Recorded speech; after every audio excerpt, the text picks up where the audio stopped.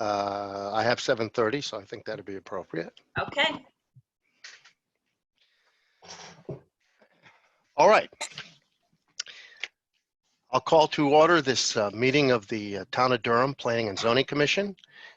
It is Wednesday, July 15th, 2020 at 7:30 p.m. And this meeting is being held via Zoom teleconference. Jen, is Jen on the call?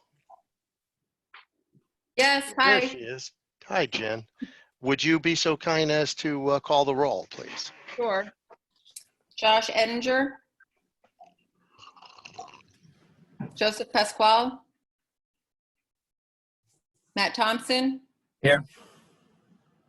Chris Bailey. Here. Jim Frazier. Richard Erickson. Here. Frank DeFelice. Here. Michael Fumiati. Will Spooner. John D'Annunzio. Here. Phil Auger. And Jim Piotrowski.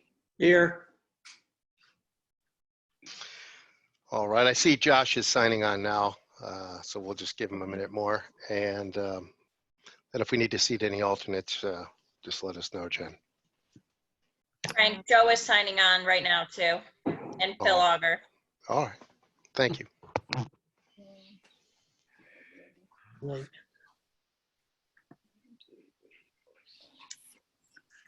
Jen, you may want to call their names for the roll as well. Okay. Josh Edinger. Here. Here. And Joe Pasquale. He's not here yet. Phil Auger. Here. Joe is connecting now. Mhm.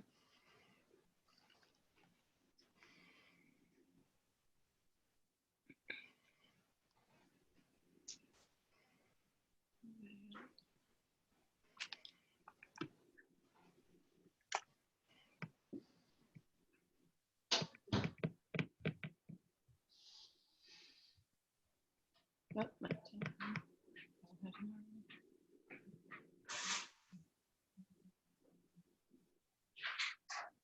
All right, looks like Joe is connected. Joe, you want to confirm you're here, please?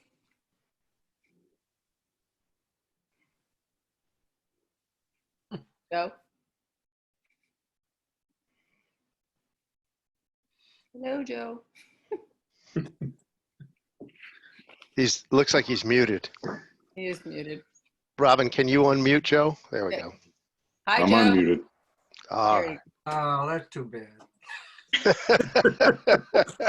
Hi. All right. All right. Are there any other members that we need to We have 6 regular far? members here. mhm. And all 3 alternates are present. So I don't know if you Okay. want to. I don't, well, we are going to actually have a vote on some things early on. So let's seat whoever needs to be seated there, Jen. Should we just? Why don't we? I'm sorry, you broke up.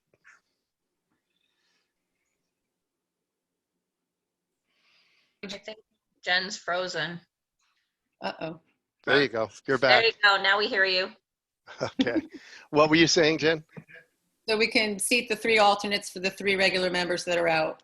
All right. And the 3 alternates that will be seated and the members that are out are? John D'Annunzio, Phil Auger, Jim Piotrowski will be seated for Will Spooner, Michael Fumiati, and Jim Frazier. Phil Auger is here, right? He's an Yes, I alternate. am. Yeah. Okay, good. All right. I think, is Mike Fumiati on here though? Yes, I am. Okay, he just joined, Jen. Okay. Yeah, it says Terry Fumiati. Yep. Yep. We see. Yep, we see you. Okay, thank you. All right. Let the record reflect that Mike is here. All right. Have we seated our alternates, Jen? So we'll seat John D'Annunzio and Jim Piotrowski. Very good. All right. With that, are there any amendments to the agenda? Hearing none, a motion to approve the agenda as presented would be appropriate. Move to amend. No, A move to motion. approve. Motion to approve. All right, Dick's made a motion to approve. Is there a second? Second it. Second by Mike Fumiati. Is there any discussion on the motion? Hearing none, all in favor, please say aye. Aye. Aye. Opposed? Abstaining? I declare the motion passed. That brings us to item number 6, which is the payment of bills. We have one bill from Jen Keough for $120, I believe, and that is for the June meeting minutes. Is that correct, Jen? Yes? Okay. All right. Are there any other that we have, Robin? No other bills. All right. That being the case, a motion to approve the payment of the bills would be in order. Move to approve.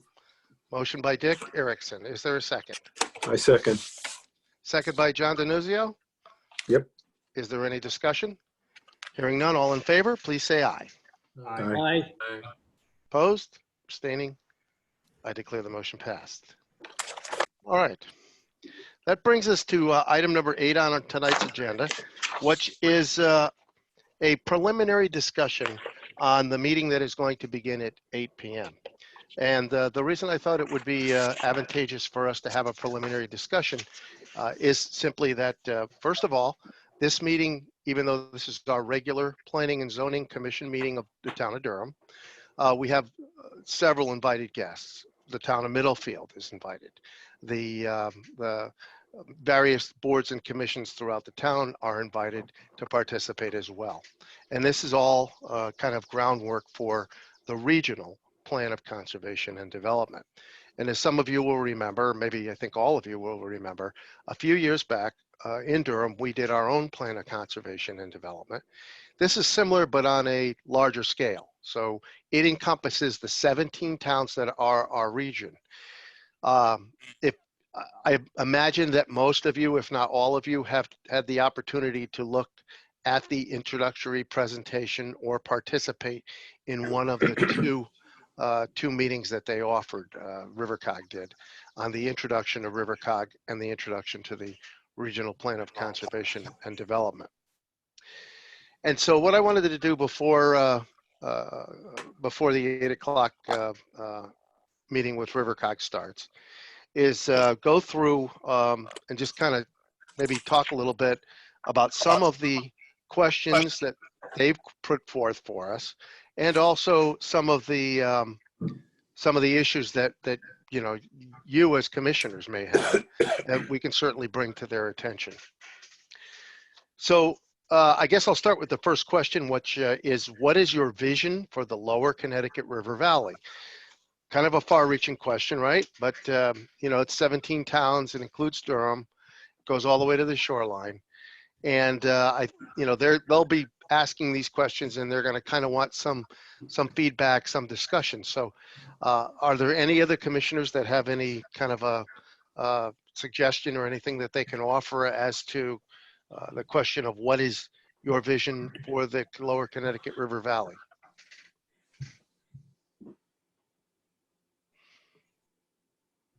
Frank? Yes, Matt. Joe had been kind enough to email me the questions last week, and I took some time to sit down and I typed up some answers, but I don't need to read the answers, but I would be happy to share what I kind of came up with if you want me to. If you want, just with the commission members to kind of, so when this comes at us, you know, we have thought, given a little consideration. Please go ahead, Matt. For the first question they asked, the vision for the lower Connecticut River Valley, you know, I talked about how it's really nice that we have a rural and agricultural feel to the towns in the area. And I said it'd be fantastic to have, you know, some more working farms, similar in size and scope to something like, I don't know if you've ever been to Penfield Farm in Portland. It's a farm that does everything from emu to cattle to chicken to pork. But just kind of, you know, it's a draw for a lot of people in the surrounding towns to go there to get farm products. And we don't have a lot of that in this area. It'd also be nice to have breweries and vineyards, which I know we've been working on.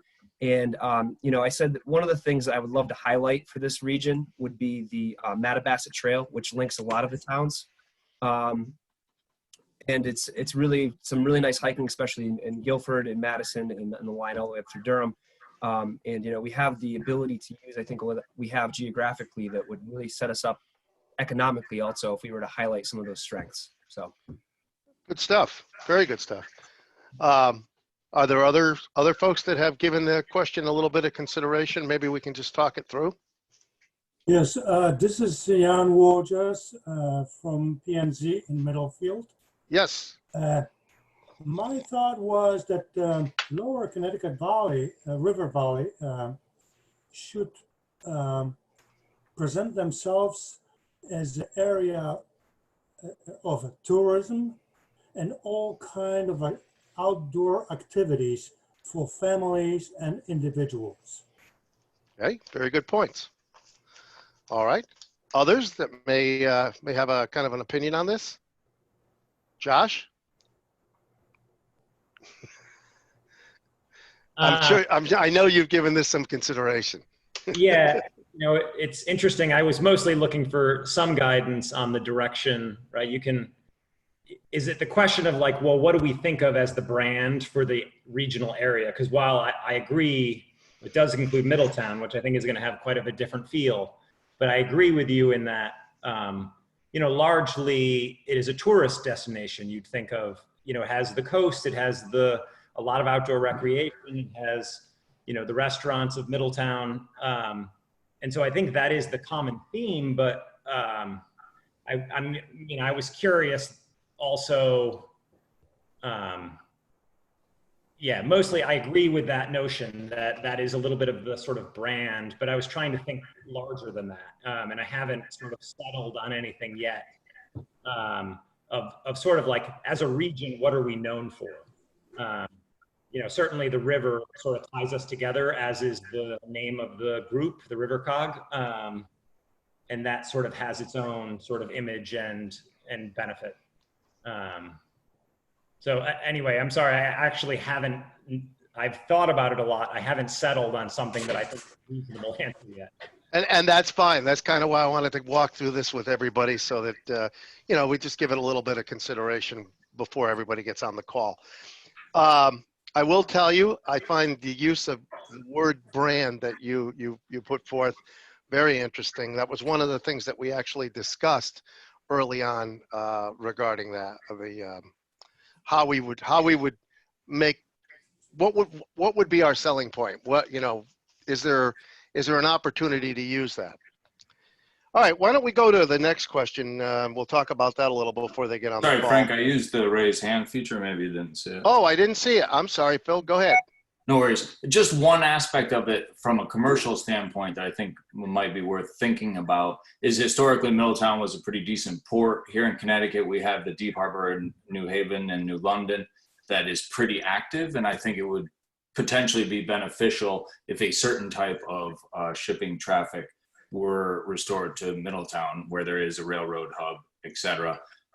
This has long-term visions, and I know transport is part of it. So I think the river as a conduit should be thought of. Okay. And Joe, I see you have your hand up. Yeah, Frank. Sorry, I missed the beginning part of it because of a bad connection, but I think I got it straightened out now. Good. Yeah, when I look at the region, I agree with Josh, and I think that one of the important things is to identify some branding for our region. When you look at the eastern side of our state, where they've labeled themselves the last green belt, and you got the quiet corner, and the Litchfield Hills. And when I look at our region, it seems to me at a glance that we're the entrance to the shoreline for most of central Connecticut and central Massachusetts via 91, and then utilizing Route 9. And as we know, in Durham, we get a tremendous amount of shoreline activity during the weekend and a lot on the weekends. And we have a tremendous amount of open space in the region. And when you look at the number of state parks that we have compared to the rest of the state, our region is loaded with state parks on both sides of the river. Yeah. And probably one of the most significant acreage totals, I think, that we could capitalize on for recreational purposes, between what the state owns, what towns own, what we have for land trust properties. I think that recreation is a huge plus for us. Good. All right, because of time constraints here, I'll move on to the second question. But thank you, Joe. Those were good observations, I think. Again, I like the use of the brand. So let's ask number two. Well, let's talk about this briefly. What do you see as your town's role in the region? And we have Durham on the call. We also have Middlefield on the call. I don't have any objection to anyone kicking in here a little bit. What do you see as our role in the region? What is it? Anybody want to weigh in? This is Jan Wojcik. Yes, Jan. I like to talk about Middlefield. Yeah. And what we can contribute as of today. Okay. I see Middlefield to be a point of interest for a variety of outdoor activities, starting from golf for individuals as well as families. We have 4 courses, 3 at Lyman Orchards and 1 at Indian Springs. We have golf classes for kids and ladies. Kids Golf League, Ladies Golf League, Higby Mountain hiking trails, skiing, snowboarding, outdoor concerts, mountain biking, zip lines, 10 hotel rooms at Powder Ridge, boating, kayaking, fishing at Bisek Lake, skateboarding, soccer fields, baseball fields and Peckham Park, sunflower maze, apple cannon, hay rides, seasonal fruit picking and related outdoor activities, guided small group tours at historic Lyman Homestead, and about a dozen restaurants. I think this is in a brief what we can offer right now, but there is a lot of friendly, I would say, nature areas which could offer some other activities. Okay. And I just hope that this organization would help us to put our town on the map. Very good. Thank you, John. Yeah, if I could get in there. If you look at our 2 towns, Durham and Middlefield, remember this: in Middlesex, in the RiverCOG region, and for that matter, in Middlesex County, we are the only 2 towns that border major large urban cities. Middlefield, we border Meriden and Middletown, and to some extent Cromwell, but no, I'm sorry, not Cromwell, but Wallingford. And Durham does the same. It borders the city of Middletown and Wallingford. So we are the buffer, if you will, between the urban areas and the rest of Middlesex County, which has a more spread out, more rural-like atmosphere. So that's a unique position for our towns. That's a very interesting observation, and I never thought about it, but I think you're absolutely right. This is Ed Bailey from Middlefield, the first selectman that just spoke. All right, I see Josh, you had your hand up. Go ahead. You're going to have to unmute yourself. Yeah, there you go. There I go. Yeah, and then just sort of summarizing those 2 points. Right, we are a little bit of a buffer, but we're also largely, whether we want to be or not, we are a bedroom community. We end up being the sort of recreational and home base for people that then work in more urban areas, whether that be as far as New Haven or Hartford, because it ends up being a nice midpoint. I don't know that that's what we want to be. I think that is what we are. And then it's always a question of like, aspirationally are we okay with that? And so then you say, okay, well, if that is the case, that's what we are, then you'd double down maybe and say, okay, we want to people know about how nice it is to live in our communities, you know, how good our schools are and what kind of recreation we have. And then there's an aspirational thing of saying, well, we want some more industry that will bleed over from those urban areas. And so I don't know the answer, whether that's what we want to be, but I agree, and that's sort of what we are right now. Okay, good. Let's move on to the next question. That is, what are the challenges that your town is facing that would be easier to address regionally or with neighboring towns? And it's good that we have Middlefield on the call here, but any of the members, there anyone on the call that would like to just kind of offer some suggestions there so we can kind of develop maybe some thoughts about this item before the 8 o'clock hour. So these are challenges the town is facing.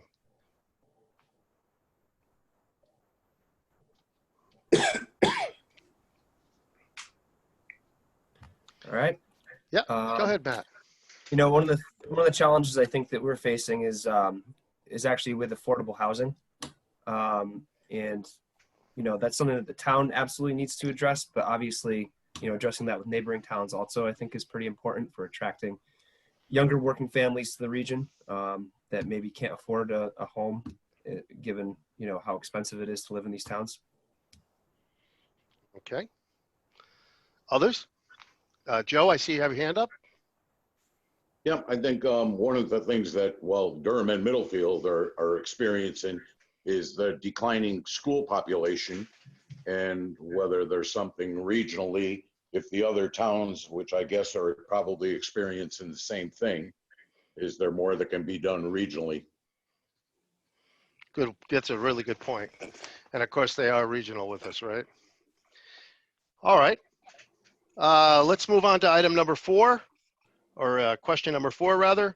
And this is, what do we do well in our region and what don't we do well in our region? So from a regional perspective, what is it that we don't do so well at? Anybody got any thoughts on that?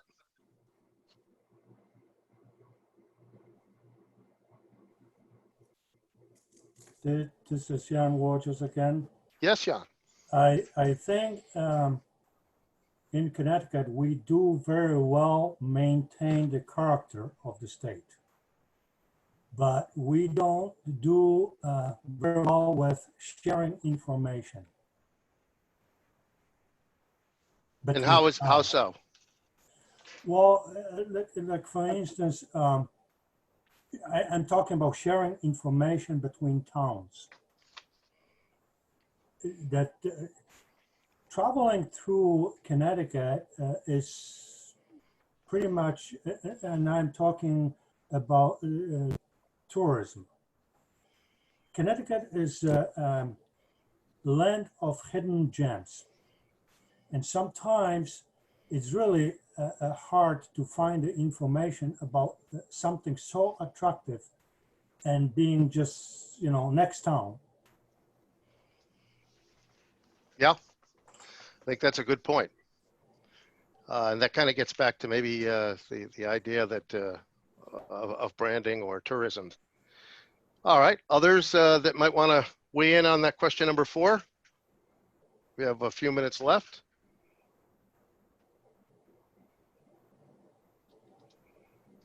Josh, please. Well, I don't want to monopolize, so I mean, certainly if others have more to say. I would say, you know, and I'll be brief then about my point. I do think that we are fearful of cooperating more in the region, meaning we like our independence. You know, in Connecticut, historically, with our whatever 169 towns and everybody having all of their own central governments, I would say probably leads to more spending in running our towns than if we regionalized more. But I do think that one of our dilemmas is that we don't want to give up that authority, or at least the perception or the feel that we're giving up the ability to self-regulate. Yep, that's a good point. All right, and as we have just about 5 minutes left, I'll go on to the last question, and this is kind of open-ended. How could a regional plan of conservation and development support your town? So that's the last of the 5 questions that that you'll be asked tonight, and certainly those are not limiting questions. You're free to comment or weigh in on anything that you think is beneficial. This is basically going to be the plan of the towns, all of them, 17. So certainly there's no boundary here. So to the question, how could a regional plan of conservation and development support your town? Does anyone have any comments or thoughts about that?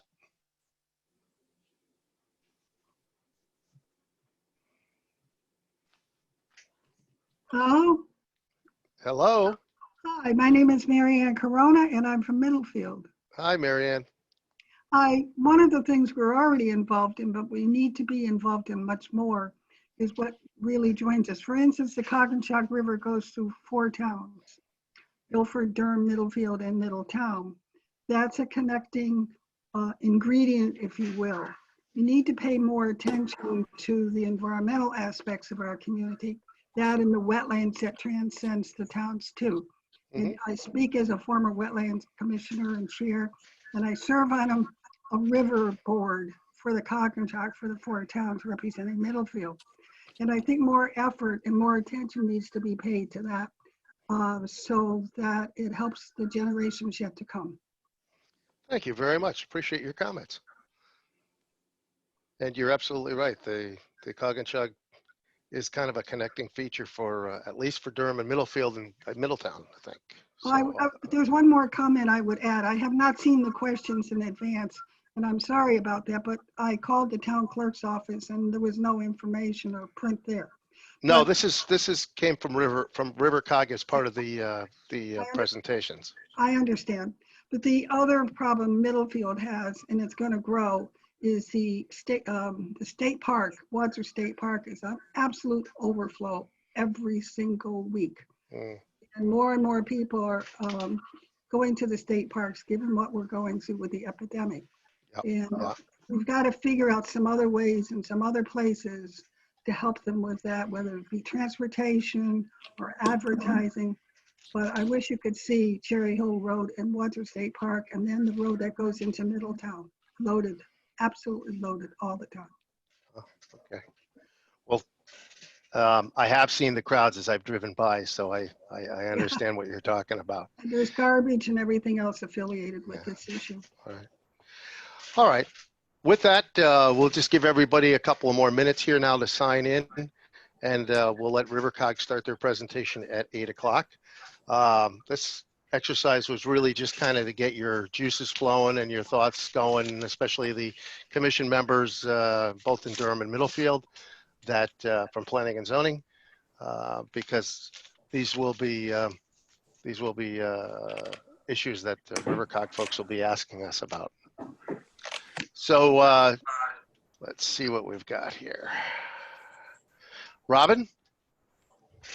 Yep. Do we have Sam and Megan from RiverCOG in the waiting room, or are they on? We have Sam on, and I believe we have Torrance on. I don't think Megan's going to be part of the presentation tonight, is my understanding. All right, Yeah, that's fine. yeah, Megan is still presenting over in Old Saybrook. So. All right. We're All right. tag teaming. Well, we got the A team, and that's great. So we're going to we'll give about a 1 minute more, and then I'll do the introductions, and I'll turn it over to you folks. We'll wait till 8 o'clock because there are still people that are signing in. Good attendance tonight, Frank and Middlefield folks. Yeah, they're a good bunch. They really care about their towns, and they're not afraid to come out and discuss and talk about the pros and cons and what's important to them. Yeah. Hi, Tatiana.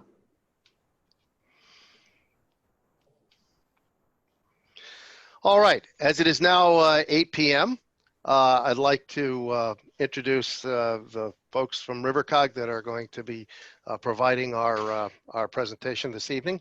First is the Executive Director of the Lower Connecticut River Valley Council of Governments, Sam Gold. Sam has been the Executive Director for several years at RiverCOG. And this exercise that we're going to do tonight is kind of to bring the, you saw some of you participate in the first segment or module, if you will, which was the introduction. And this is kind of a dialogue with each town. And each town, in this case, just because the towns are so close and conserve energy, we have Durham and Middlefield with us tonight. The other person that'll be helping is Torrance Downs. Torrance is the Deputy Director of the Lower Connecticut River Valley Council of Governments, also a longtime planner and basically very experienced in all of the towns, working in all of the towns in our region. So with that, Sam and Torrance, I'll turn it over to you. And one thing I would like to say before I kind of like turn it over to you is as we go through the presentation tonight, if you have questions when we get to the Q&A, please use the raise hand feature on your Zoom screen. And if you would do that, I'll try to keep an eye on that so that I can acknowledge and recognize anyone that wishes to speak. So, Yeah. Sam, it's all yours. And you can find the raise hand feature if you click on participants. You'll see the list of everyone who's participating. And on the lower right-hand corner, at least on my screen, it says there's a button that says click raise hand, and then the raise hand icon comes up. Anyway, so I will get started. Thank you very much, Frank, for that introduction. And as I did mention, RiverCOG staff is doing 2 of these tonight. The other presentation started at 7 in Old Saybrook, and they're just wrapping up now. All right, so I'm going to share my screen and start the PowerPoint. Very good.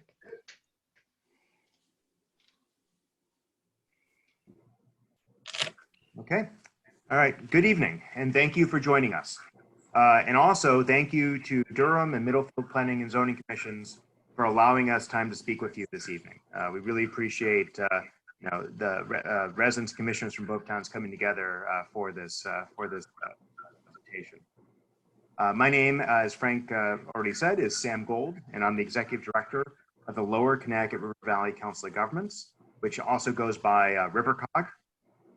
And joining me in this presentation is RiverCOG's Deputy Director, Torrance Downs, who you also were introduced to just a minute ago. We'd like to begin this meeting with a brief presentation, followed by an open discussion based on the 5 questions that were circulated and that you just completed discussion of. Everyone but the presenters should be muted during the presentation, so if you're not muted, please mute yourself.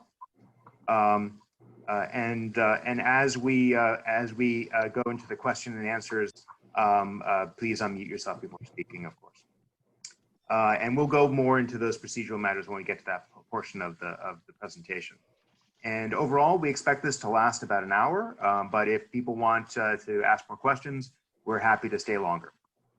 Also, I would like to recognize Durham's RPC member and our Regional Planning Committee Chairman, Frank DeFelice. So thank you very much for hosting us this evening. You're welcome. Thank you, Sam. Yeah. And with that, let's begin. Why are we here?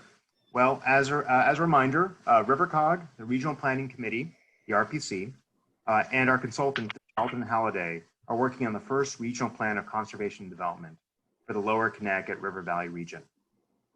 On June 29th and on July 7th, we held region-wide introductory presentations that offered a primer on RiverCOG, the RPC, and what a regional plan is. We will begin tonight's presentation with a brief recap of the key takeaways from that introductory presentation, which is also available on the project website, rivercogregionalplan.org, if you'd like to watch the recording. We will then spend a few minutes explaining what we mean by region and why is it that we think regionally. The purpose of this discussion is to focus on our perspective, although we are here to learn about your town's issues and goals. It is important to keep in mind that we're creating a regional plan, So our focus should be on how your town's issues and goals fit into a regional context. We will highlight some examples of this by showcasing a few of your goals from your POCD and comparing them to other towns across the region. Then we will turn to the rest of the meeting over to you to discuss your responses to the 5 questions that were circulated before the meeting. At the introductory presentation, we set out to answer a few key questions, which I will briefly recap. First, why are we here? As I mentioned at the onset, we are creating the region's first regional plan of conservation and development. What is RiverCOG? RiverCOG is the regional planning organization for the Lower Connecticut River Valley. What is the RPC? The RPC, or the Regional Planning Committee, is made up of appointed representatives from each of our 17 municipalities and has been tasked to oversee the creation of the Regional Plan of Conservation and Development. And what is an RPOCD, or Regional Plan? It is a visionary document that guides land use patterns in the region over the next 10 years. Also, at the introduction presentation, we answered the question of why we think regionally. And we think regionally because thinking as region can help our municipalities solve common problems and achieve common goals. Well, what do we mean by region? Well, specifically, we are talking about the Lower Connecticut River Valley, which is made up of 17 municipalities: Chester, Clinton, Cromwell, Deep River, Durham, East Haddam, East Hampton, Essex, Haddam, Killingworth, Lyme, Middlefield, Middletown, Old Lyme, Old Saybrook, Portland, and Westbrook. Each of these municipalities is unique in character, but their geographic proximity means that certain common conditions will exist among them and that certain issues and goals will necessarily be shared. In addition, many issues and goals will have impacts that cross municipal boundaries. What happens in Durham could very well have an impact on Middlefield and vice versa. The unique character of each municipality also means that each has its own strengths and weaknesses. Our municipalities are interdependent, relying on each other in areas such as housing, jobs, infrastructure, and critical public services. As part of the RPOCD, we will be examining these common issues and goals, as well as the areas where our towns are interdependent, and provide a roadmap of coordination and cooperation.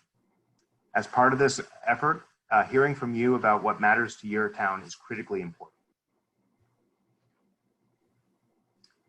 Although this is the first regional plan for the Lower Connecticut River Valley region, it is important to reiterate that we're not starting from zero. Our analysis of common issues and goals began with a review of the municipal POCDs for all 17 towns. After our review, we compared the POCDs and found that they do, in fact, share a great deal in common. Let's look at some of the goals of Durham's POCD. But first, I'd like to note that these goals were chosen to showcase the breadth of topics covered and were not meant to imply any level of particular importance. 1, in order to build upon these are some of the goals from your POCD in Durham. In order to build upon its reputation as an agricultural community, the town, in conjunction with the Agriculture and Economic Development Commissions, should consider the development and promotion of agritourism, day trips, and other agricultural events. 2, roadway and subdivision regulations should be updated to include requirements for pedestrian and bicycling trails and routes for non-motorized vehicles.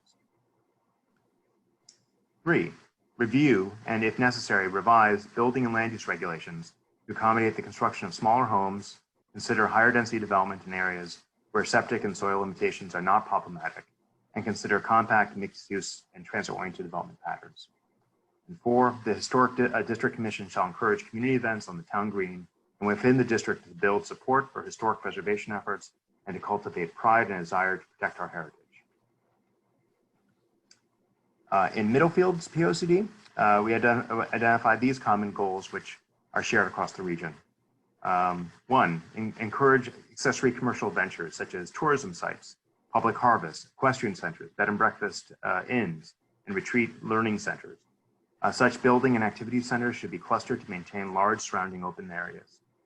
2, promote energy efficient transportation alternatives to the single occupancy vehicle, such as ride sharing, mass transportation, bicycling, walking, and integrate them into the traffic system.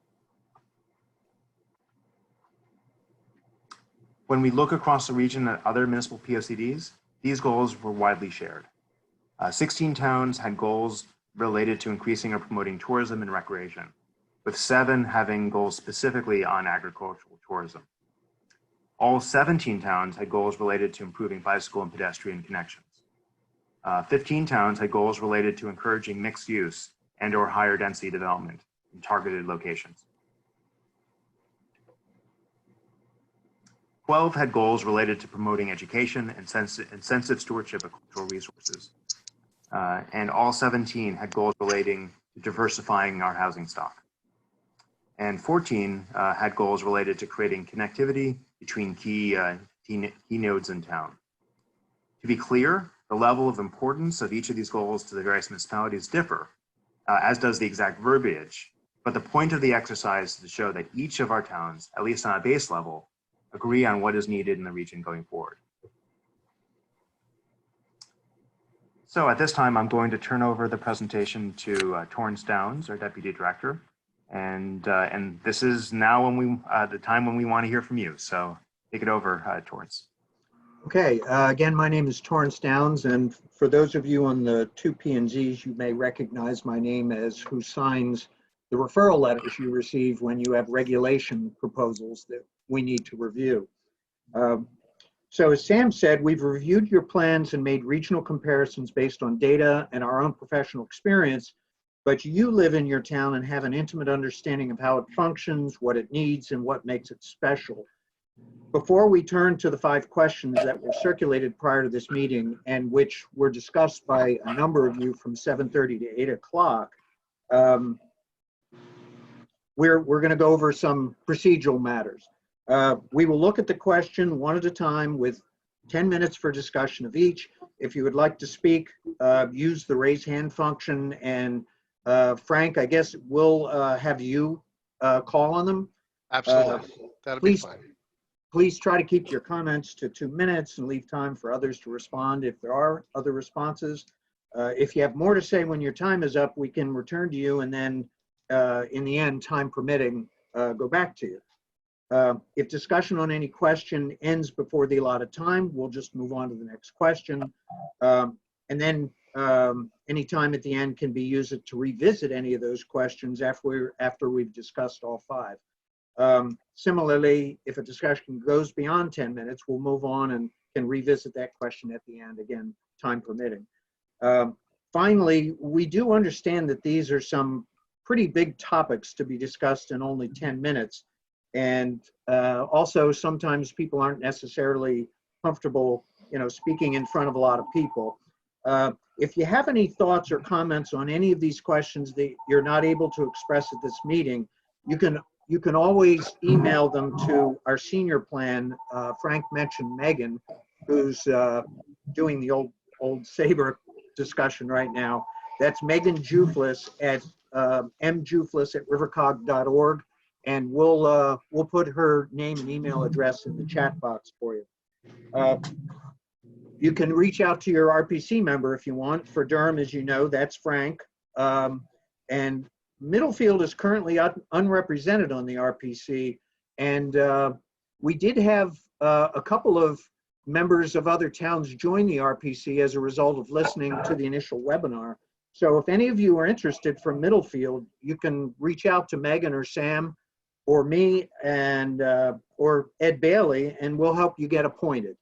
So so from here, we'll go ahead and ask the question. Again, we've asked these questions already and you've discussed them, but there are some folks that weren't on the call originally. And if any of those of you who've already discussed this, if you have any additional thoughts or want to clarify what you said, please feel free to do that. I took notes the first time through.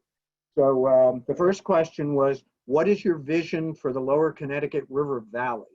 So one thing, if I may interrupt just for a moment, Torrance. Sure. If the initial 7:30 to 8 o'clock, if you had thoughts on that, please feel free to repeat those thoughts, because this is actually the formal meeting, and that was really an exercise to kind of get people in the group to start thinking about what might be important, or that they might want to provide as answers to that. So please, this is the real show. That was kind of like the warm up, if you will. All right, Torrance, go ahead. So again, what is your vision for the Lower Connecticut River Valley region? What are your thoughts on that?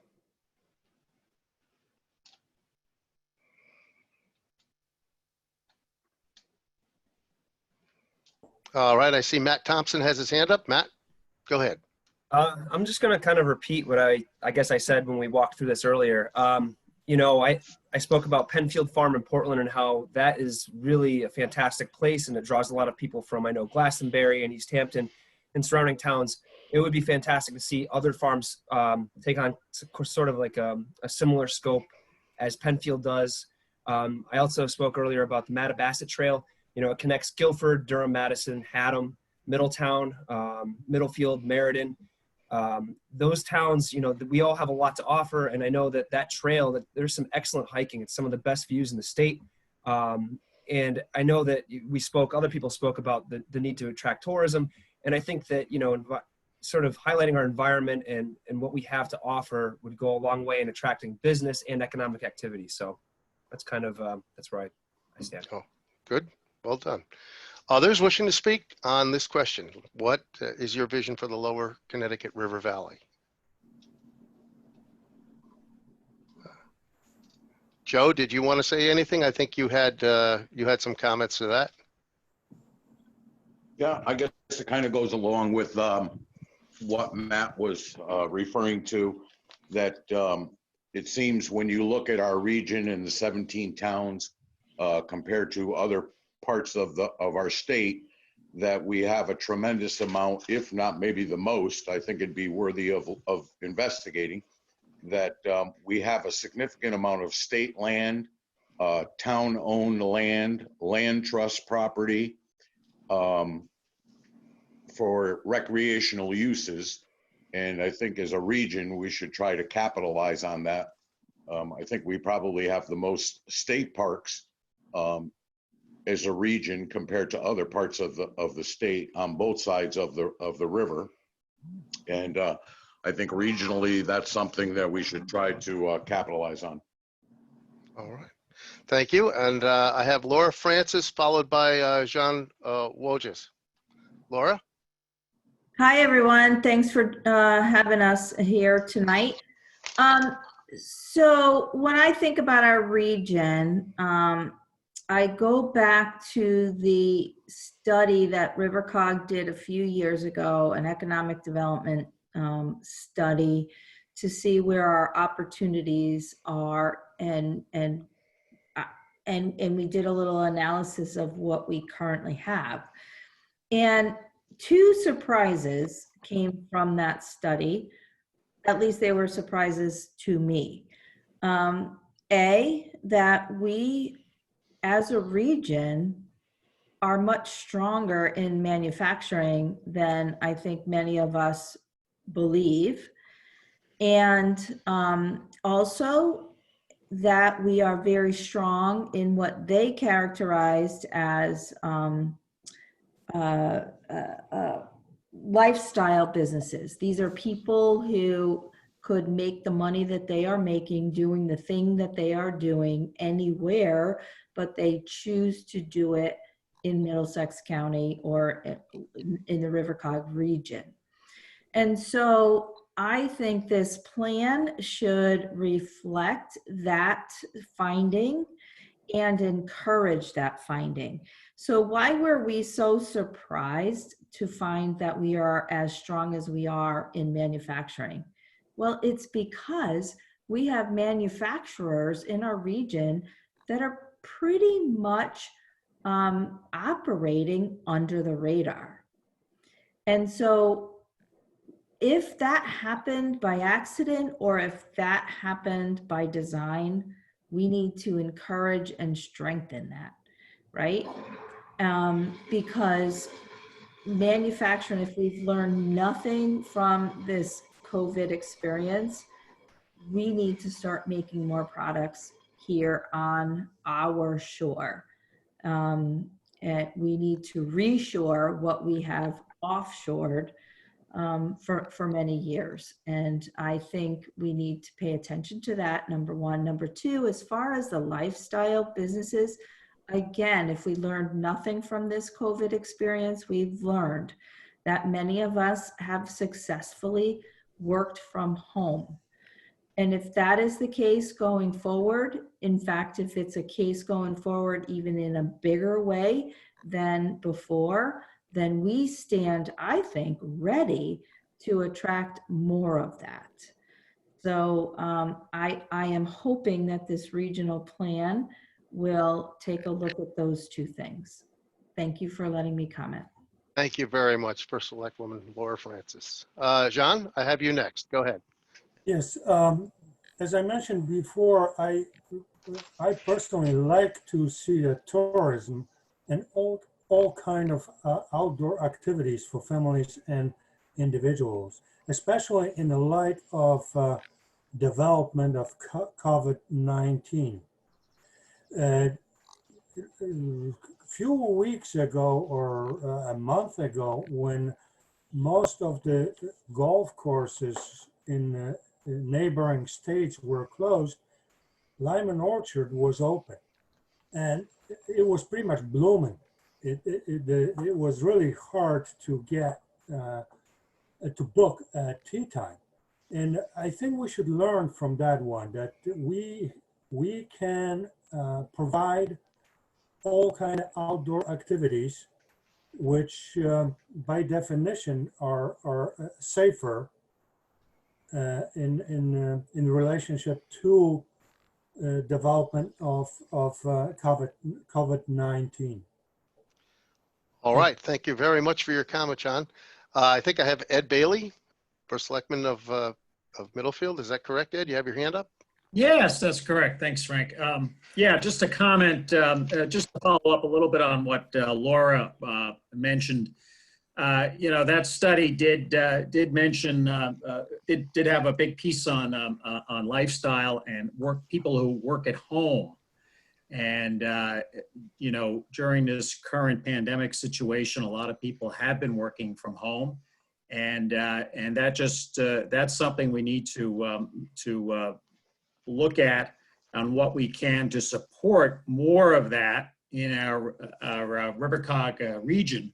And that may be some things such as 5G internet and so on, and areas that are underserved to make sure that they are brought up to a better technological level, so that we can encourage this more and grow upon what we already have in place. Thanks. Thank you very much for your comments. I appreciate that, Ed. And the other thing I would just add before we move on, if time expires, Torrance, is if you listen to the preliminary discussion that we had, the term branding was kind of brought up twice relative to the tourism aspect. And I thought that was kind of interesting because for some time we've talked a little bit about that subject. I see Josh Edinger has his hand up. Go ahead, Josh. One thing I did want to sort of mention in that, you know, we have talked about sort of the idea that we are interconnected from this like sort of tourism perspective and outdoor activity. And, you know, one thing that does seem to haunt us sometimes is, you know, we do have these state roads that run, and I'm not talking about like Route 9, I'm thinking more like Route 17, which we don't tend to be able to make much traction on reducing the traffic load that is undesirable, like heavy trucks, or, you know, making them accessible for biking. And that is an area that sort of supports a little bit of this vision that we're talking about, and I think is very useful for us to come together as a group to, because of the nature of them being, you know, state managed roads. So that's sort of one thing I wanted to comment on. All right. Thank you very much, Josh. Torrance, how are we doing for time on this question? We were just about finished with the 10 minutes, Frank. Well, let me just, if I may, just in case there's somebody that can't put their hand up, if anybody wishes to comment on this question, please go ahead, just identify yourself if you would, so that we can, you're free to speak. Good. We'll go to number 2 now. Okay. Yeah, there were some reiterations of what was discussed earlier and some expounding on those, as well as some new ones. So that's good. Keep it up. Number 2, what do you see as your town's role in the RiverCOG region? All right. Question number 2, what do you see as your role, Durham and Middlefield, in the region? So who wishes to speak on that?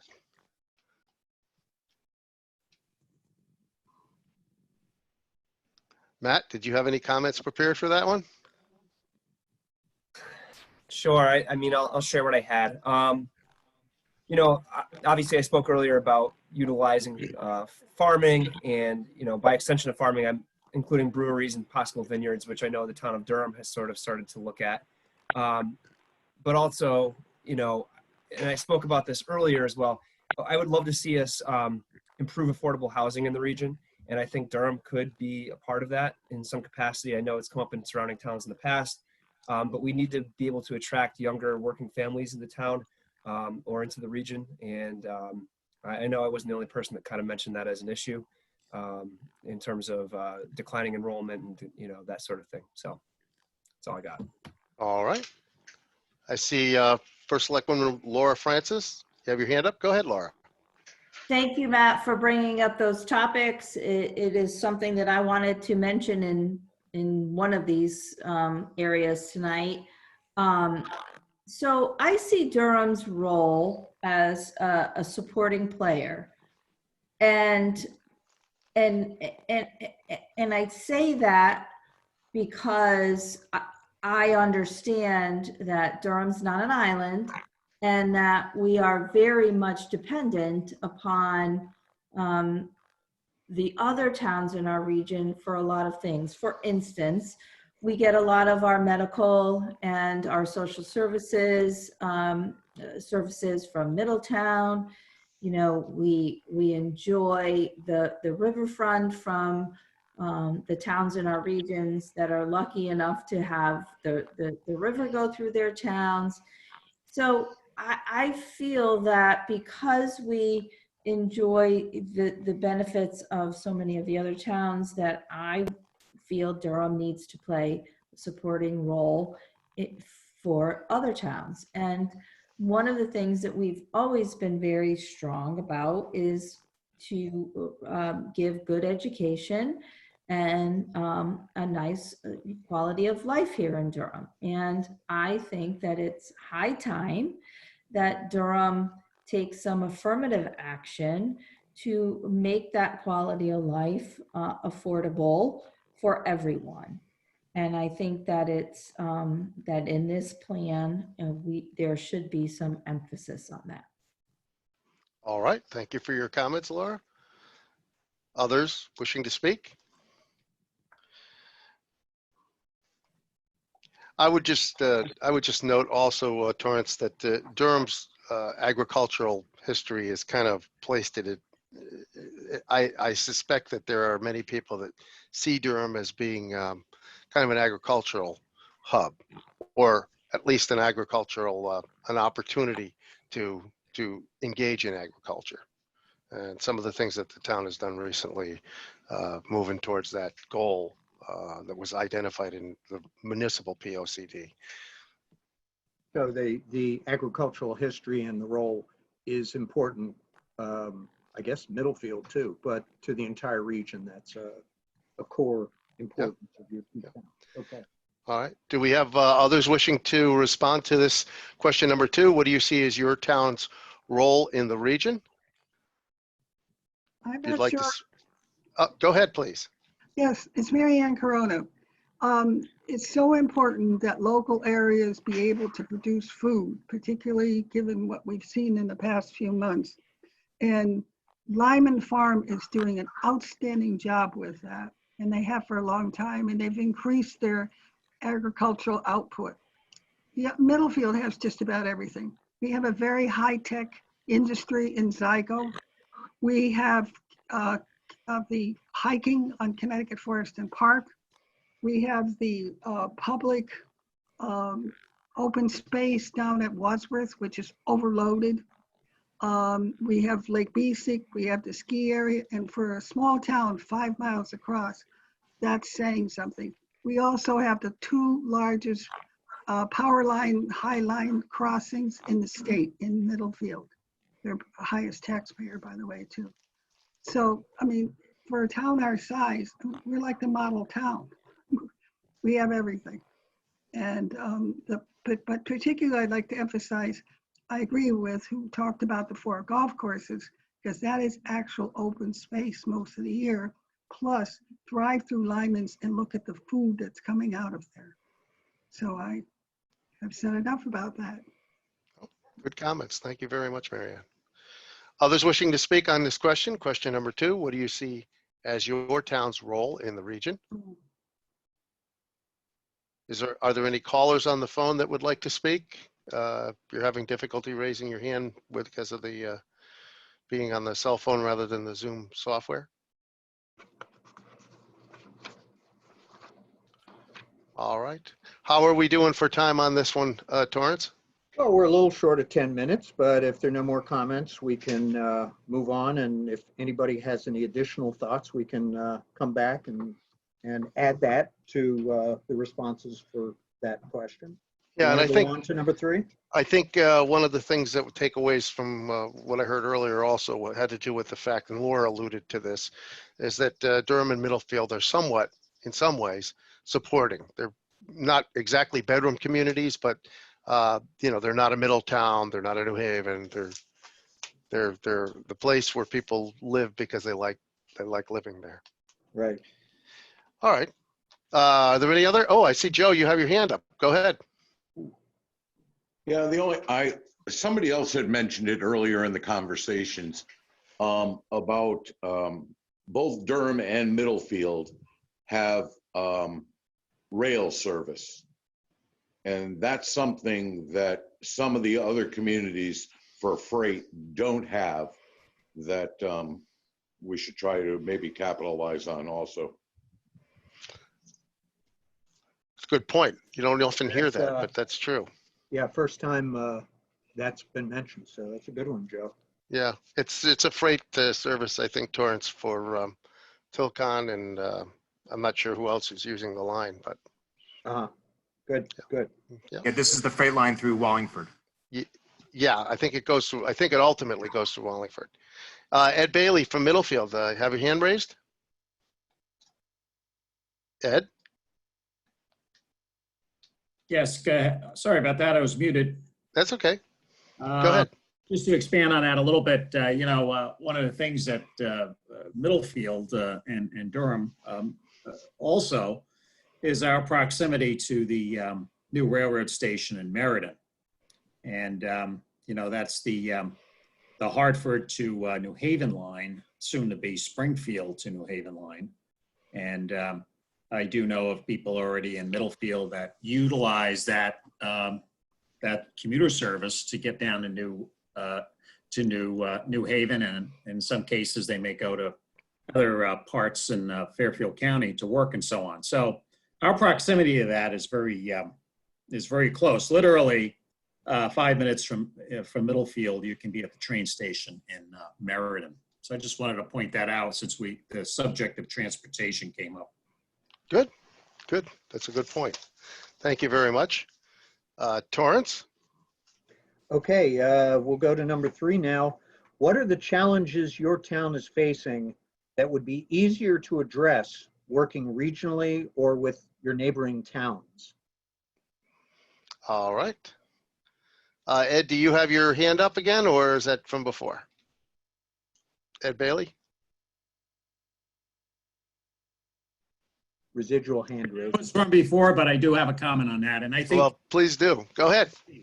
I think challenges that we would be better addressed regionally is certainly transportation. And we are doing that at the moment.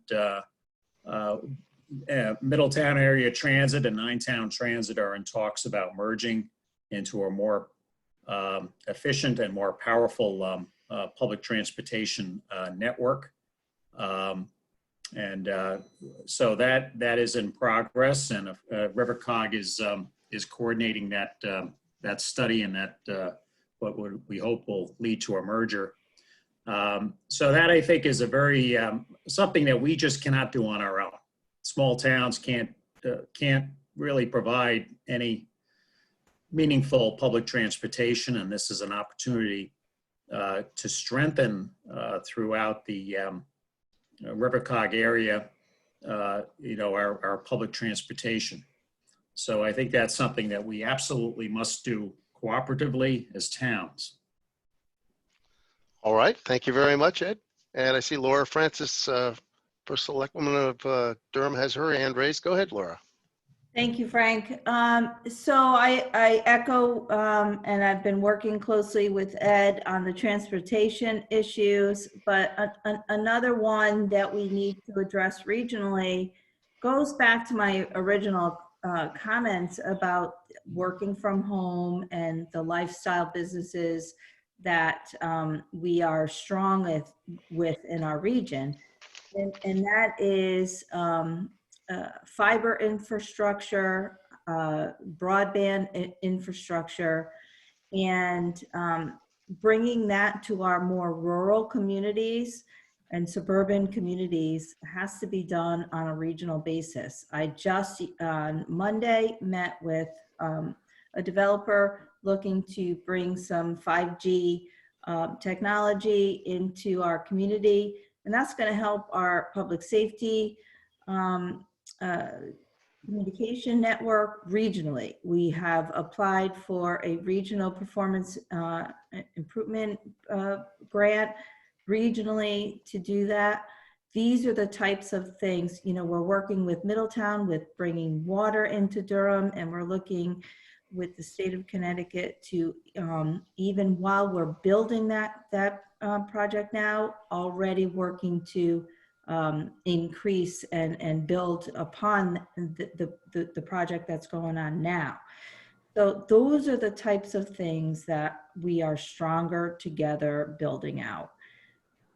So infrastructure, utilities, and transportation.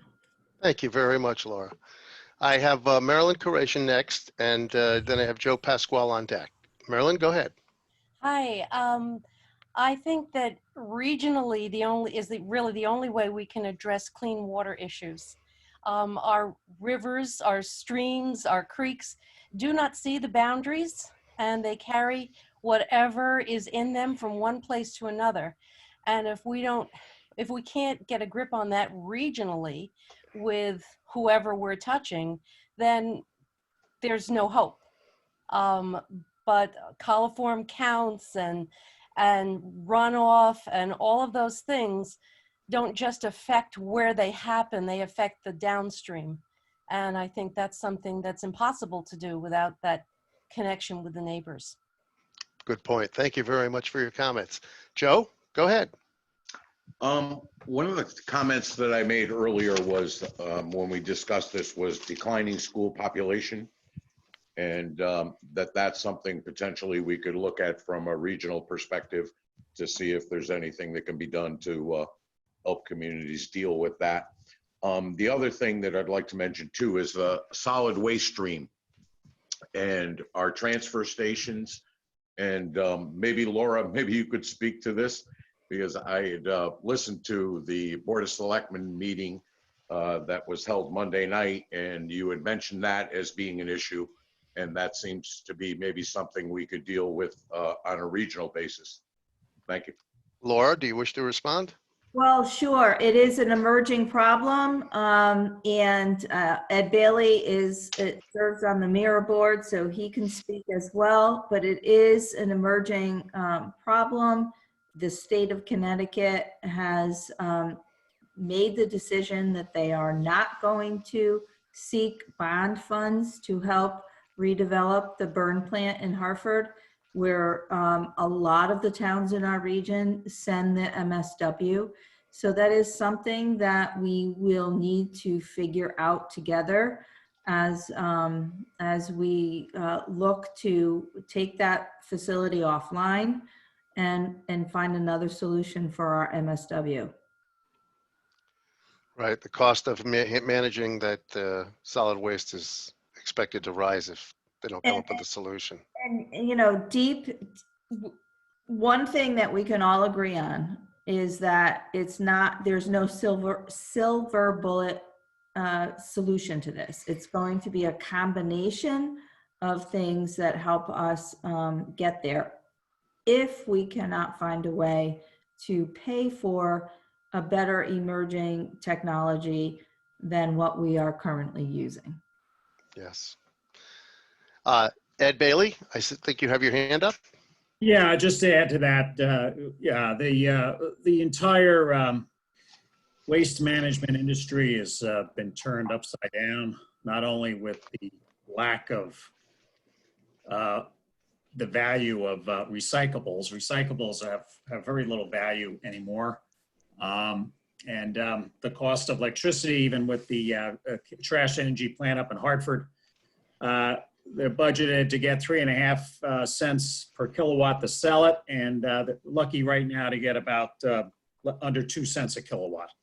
And that supports the recycling, the income from recycling, the income from electricity supports our costs of trash disposal. And that is all turned upside down. And the only economical solution currently on the short-term horizon is to ship it out of state. And that's probably what's going to wind up to happen unless the state of Connecticut wants to step up to the plate and help us finance so we could build a facility that we can handle our trash in state. And many of our towns, if not most of them, all of them, and at RiverCOG, I think, have contracts with Mira for trash disposal. And this is a very common, this is a common interest in all of our towns. All right, that's a good regional subject because that's going to impact every one of us, I think. I'd like to just give the phone callers an opportunity. If you'd like to speak, go ahead on question number 3.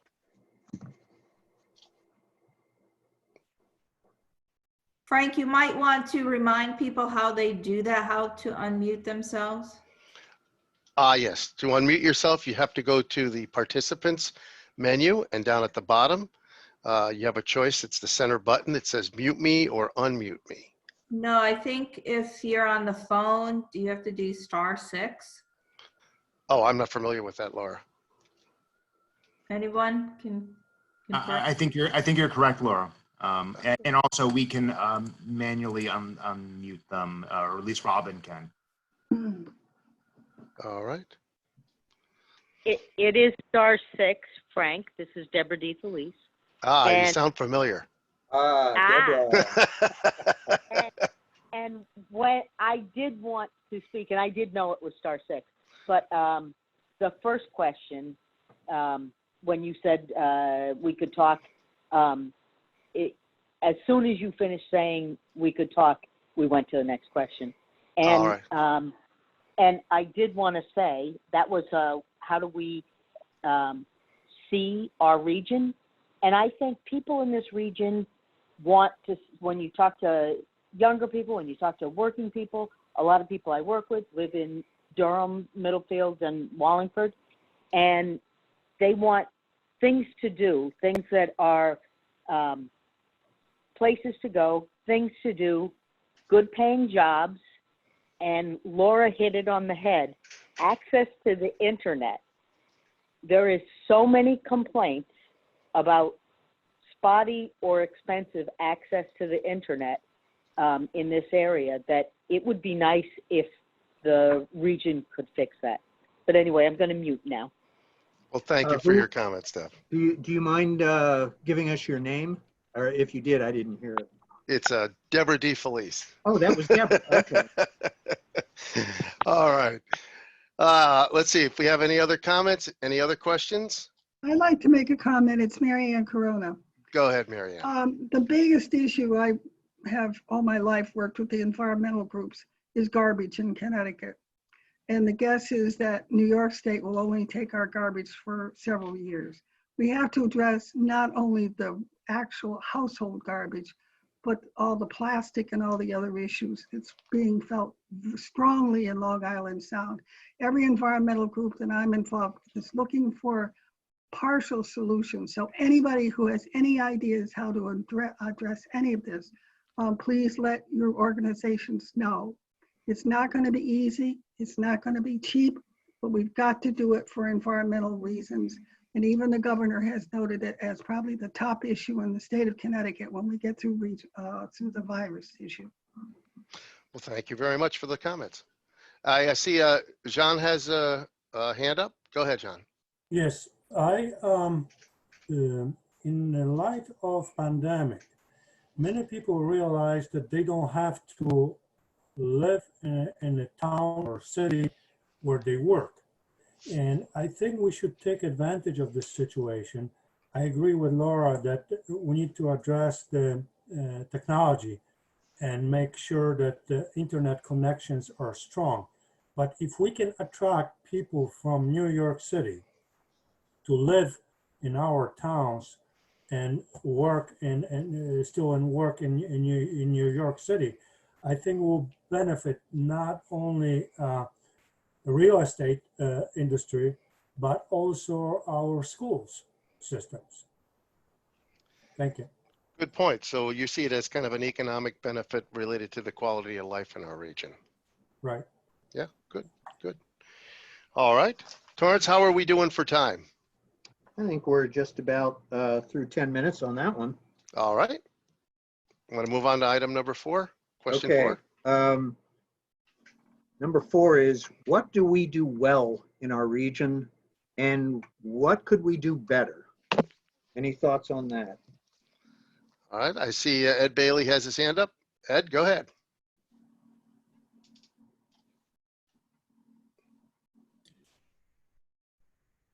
Well, we do quality of life in our region really well. And that always gets high points. And I think what we need to do is make sure that we enhance that, promote that. And, you know, for example, we're talking about, as we mentioned, about internet access and so on. That's something that can certainly enhance quality of life throughout our region. What we can do better, I'll get back to public transportation. I think that that's something we can do better.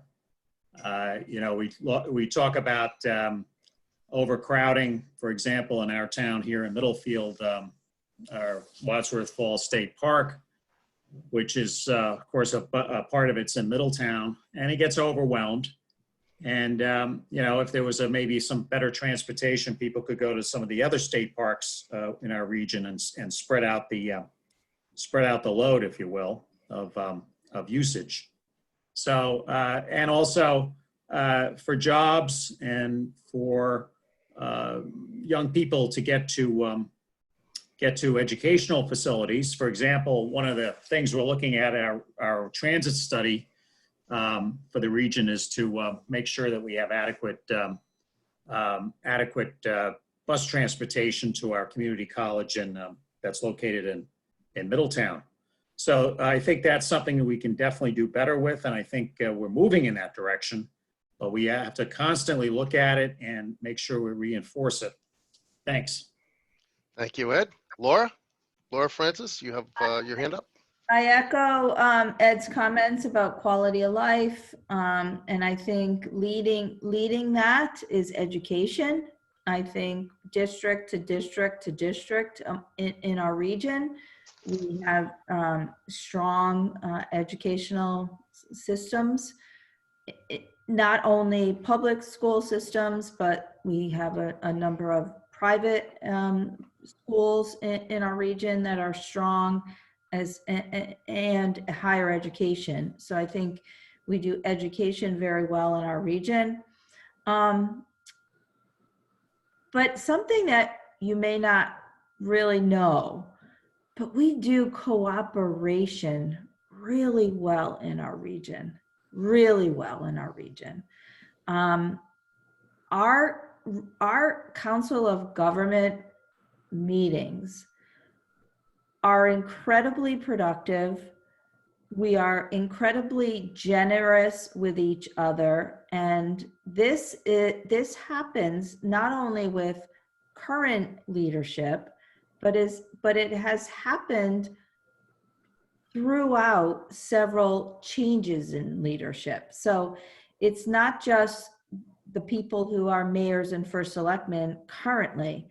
It's a culture that we have created in our region so that when there is turnover in the CEO position, that remains. That kind of cooperation remains. And that is something that needs to be cultivated, cherished, and protected, because it does not exist in every council of government across the state and across our nation. So we have to, really kind of say to each other, if there's a good idea, it could happen in RiverCOG region because of that kind of collaborative, cooperative relationships that we have at the leadership level. Where we could improve upon, we have to really make it a point to be proactive in equity and inclusion. We are not very diverse in our region, and I think we can do better in that. We need to get some education in that area, and we need to take a hard look on how our region has developed and how we can maybe improve upon making sure that everyone feels welcome and included in our region. Thank you, Laura. I'll just point out the cooperation's nonpartisan as well, which is really great. It is nonpartisan. We do not ever bring politics into our conversations. Yep, that's true. I can vouch for that. I would add myself that I see one of the challenges that the town faces and would be helpful if we could work on regionally is the economic issues. In other words, things like expenses and taxes. Taxes are rising now with COVID. It's questionable that people will be able to manage their funds and their payment of taxes and so forth in our communities, which are relatively expensive to live in. We do have a high quality of life, and I think that's what we do well in the region. I think branding that, promoting that, as was mentioned earlier, those things we need to do so that we can actually gain more value from that. But I think we have to be mindful of the cost of running our municipalities, and if we can regionalize in some way, I think that there's value there. I'll ask if there's anyone else that would like to speak, maybe either on the phones or commissioners from Durham or Middlefield, planning and zoning.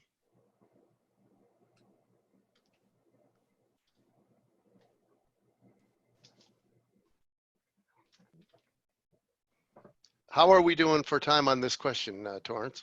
Well, we haven't used all 10 minutes, but if there are no right. other comments, we can go on and talk about how the RPOCD can help individual towns. What kind of policies or goals we could include in the plan that would be helpful to Middlefield and Durham. All right, before we move off, anyone that'd like to speak on question number 4, what do we do well in our region, or what don't we do well? What could we do better? All right, I'd say we could move on to the next question then. Okay, and I'll just read it again. How could a regional plan of conservation and development support your town? All right.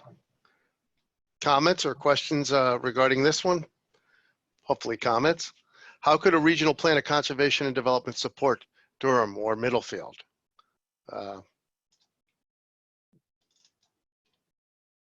Okay, I see Ed Bailey from Middlefield. Go ahead. Well, just to sort of reiterate previous comments, but basically it's going to help breed and facilitate cooperation between all the towns in the region. I think that's key. It will help us identify our common goals that we can work together on, and also help us to identify weaknesses and give us perhaps some suggestions or ideas as to improving those weaknesses. So I think it's good that we all be on the same page. We don't have to all be on the exact same page, but by us all working together, getting back to the comments about creating a brand, we want to create a brand for our region here. We have to provide a similar product, if you will, a similar experience. And I think that's how this regional plan of conservation and development can help us achieve that goal. Thanks. The goal of branding. Exactly. Yeah. Okay. Okay. Laura, I see you have your hand up. Laura Francis. Yeah, so Ed touched upon, communication. So I think that we need to formalize how this plan can help us is to maybe formalize a process that we have kind of informally right now. And that is, say, our planner gets a call for somebody who would like to do something in Durham or Middlefield, and it just doesn't work out. Well, our planner should be calling another planner in our region and say, hey, I have somebody, on the line. We couldn't make it fit in Durham. We couldn't make it fit in Middlefield, but maybe it can fit in Haddam, or maybe it could go to Old Saybrook. We need to start promoting each other a little bit more than maybe we are doing now. I think it happens informally, but I think creating a formal process to do that will kind of keep the talent, keep the opportunities, and keep it in our region versus letting it go. Because even though there's a lot of similarities between our towns, there's enough differences that if we couldn't check all the boxes on one thing, perhaps another town in our region can. Okay, good. I see Tatiana, you have your hand raised. Go ahead. Okay, I was going to say that it would give them more visibility to all the towns across the region. The tri-state region, I don't know, across America. I think it would be good for those little towns, those small towns to get known through this regional plan. Yes. And the regional plan of conservation and development, the thing is that serves as a reference document as well. So when the towns, are looking at what's been done in other towns, or what goals are, what other communities within the region are doing, it serves as a communication tool as well. It's a good point. Thank you, Tatiana. Josh, I see you have your hand up. Go ahead. One thing that's in the same vein, and I can appreciate the first selectman and first selectwoman sort of mentioning cooperation, but I also want to make sure that it gets put in as like sort of the communal goals that the state will take a hard look at, and as they're allocating, their resources, that it becomes a better case if it's benefiting, multiple towns. I think this is sort of an obvious thing, as well as grouping applications for grants and things like that, now benefit a larger swath of people because we're grouping them together into common goals. That's a good point. There's certainly fiscal advantages, and of course, when the states are looking at funding and so forth and so on, they if we make it a goal that we have cooperation as a goal, I think that would go a long way. Even though I think that, as Laura alluded to, the cooperation in this region, the people that I see around the table at RiverCOG, they have always worked together and they've done a great job of doing that. But I think the idea of having, as one of the goals, to improve or maintain the level of cooperation between the municipalities is a good one to have. Frank, may I ask a question? Absolutely. So when we were going through our local update of our POCD, we were required to make sure that we were not in opposition of the state plan of conservation and development. So here now we have another layer, right? So we have the state plan, now we're gonna have the regional plan, and then we have our local plan. Is it going to be difficult for all of those plans to be compatible? Because I gotta say that when we were doing our local plan, we discovered that the state has some issues with Durham that maybe we don't like. They see Durham a little bit differently than maybe Durham sees Durham. So how are we going to figure that out, Sam? That's a very good question. And Sam, you would like to respond to Laura? Sure. The good thing about the regional plan is it's a visioning document for the region. It's a tool to get towns to work together, identify the common things that they should be doing together to address these bigger issues that everyone's facing. It is not incumbent on the towns or land use commissions that they have to be in conformity with. We would like you to be in conformity. We would like you to include, consider including recommendations from this document and from in your next plan update. And because it's a visionary document, it's a voluntary document. That's why we're here tonight.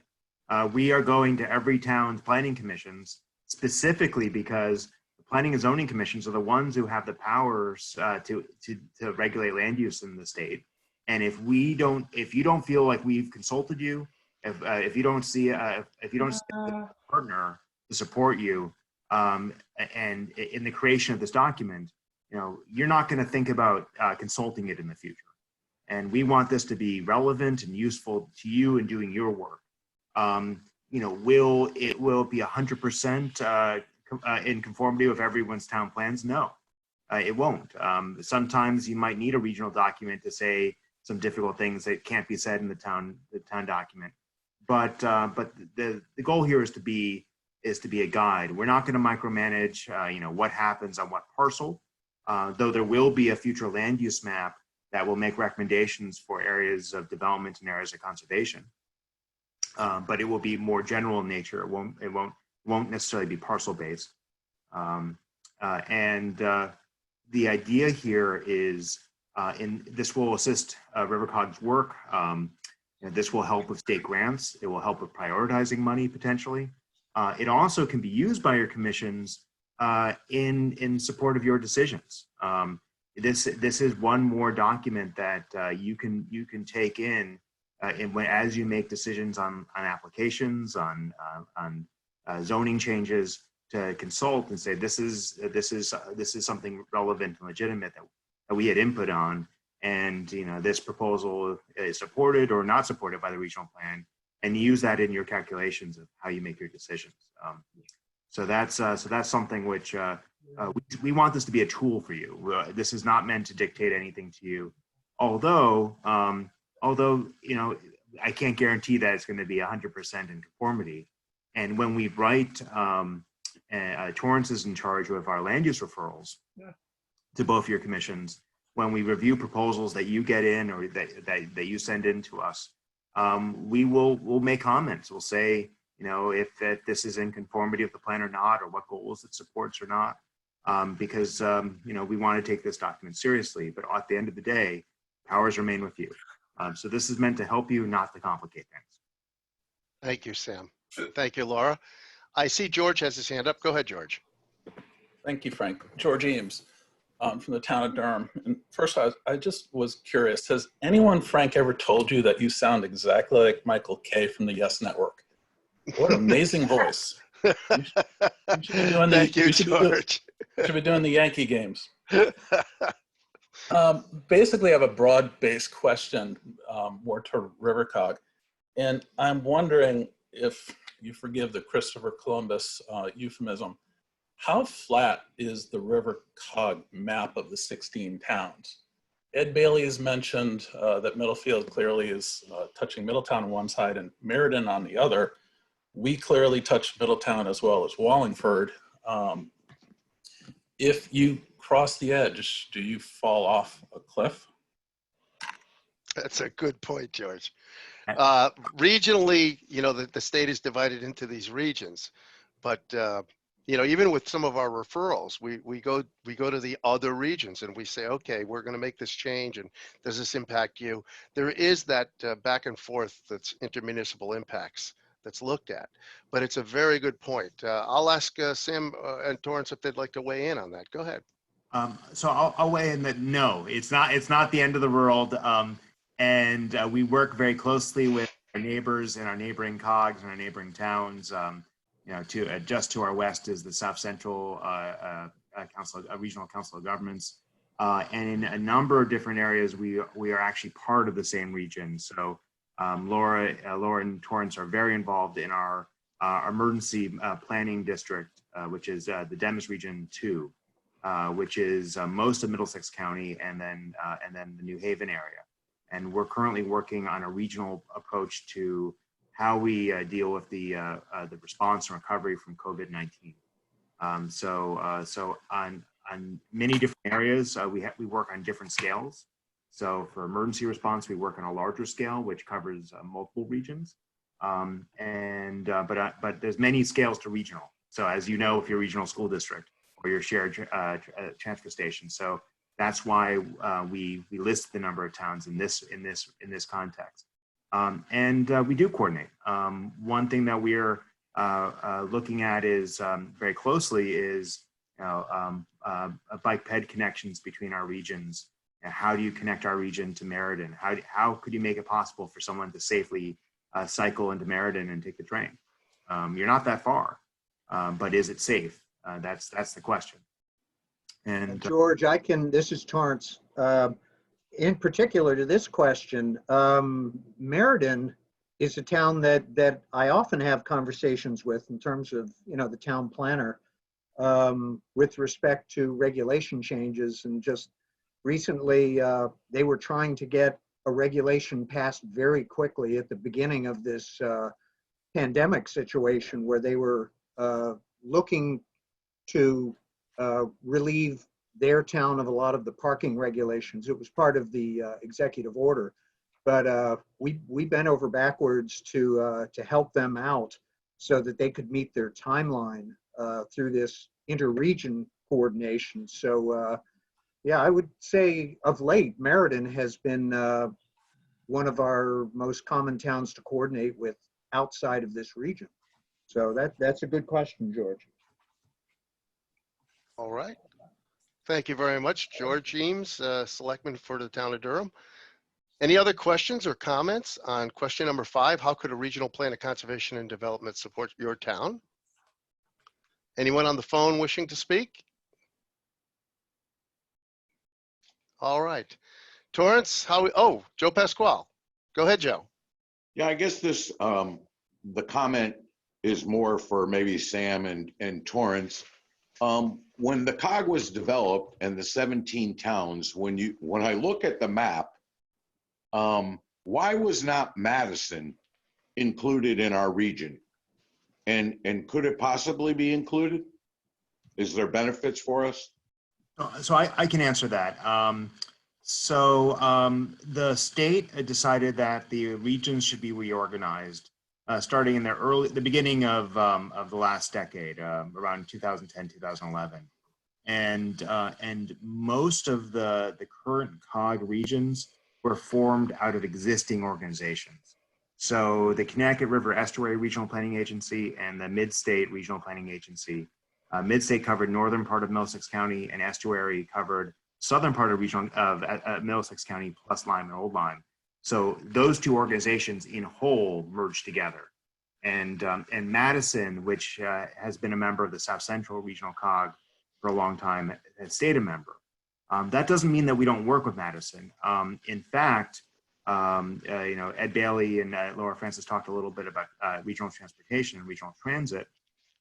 As part of our reorganizing of transit in our region, we're going to do some outreach to Madison to see if they'd be interested in joining with us on a regional transit district, just because we're providing the bus companies are providing service in Madison, and there could be benefit for the town. So these COG lines, although at some level they have to be arbitrary to some extent, they're not set in stone. They're not the edge of the world, and we do cross them all the time as projects come up and as different services or relationships are needed. So Yeah, and Joe, you're probably aware of this, but the original regional planning organizations, and I think there were 15 originally, they were established in the early 60s, going through to the late 60s. And at that time, they came up with the boundaries, and Madison was thought to be part of the New Haven region.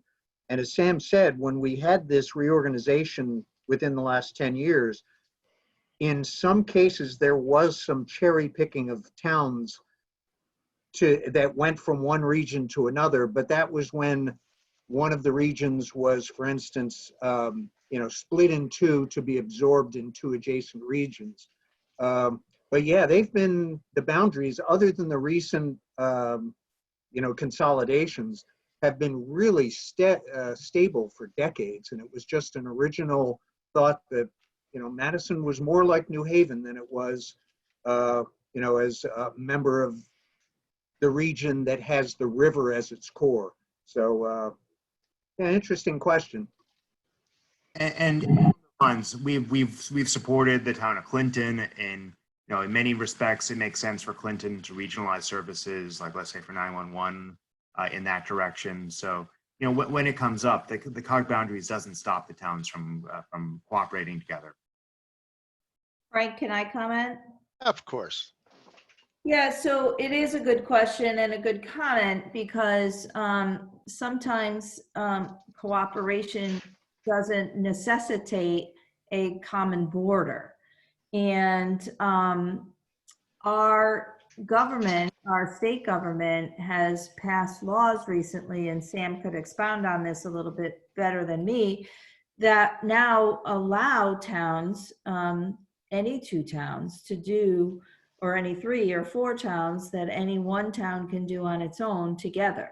So through the work of our advocacy in Hartford over these years, we've greatly enhanced ability to cooperate, even if you're not in the same region, even if you don't share a border. And technology is going to be very, very important in that regard, with the broadband technology and with the internet and the statewide fiber network. You literally can be partners with another town doing things seamlessly without even sharing a border. And Frank, may I see Ed Bailey has his hand up also. Yeah, just to give you an example, we, within the last 2 years, joined the town of Middlefield, joined the Plainville-Southington Health District, and we do not border on those towns. And that's going out, we looked at maybe joining one of the health districts in the RiverCOG area, but that was not a good fit. The best fit was over at Southington and Plainville. So we're very flexible on these when it comes to regionalization, and we're not constrained. All right, that's good. All right, are there any folks on the telephone that wish to speak now? Any other comments from commissioners or any others that wish to comment on question number 5? How could a regional plan of conservation development support your town? Excuse me, can anyone hear me? Yes, we can. Good.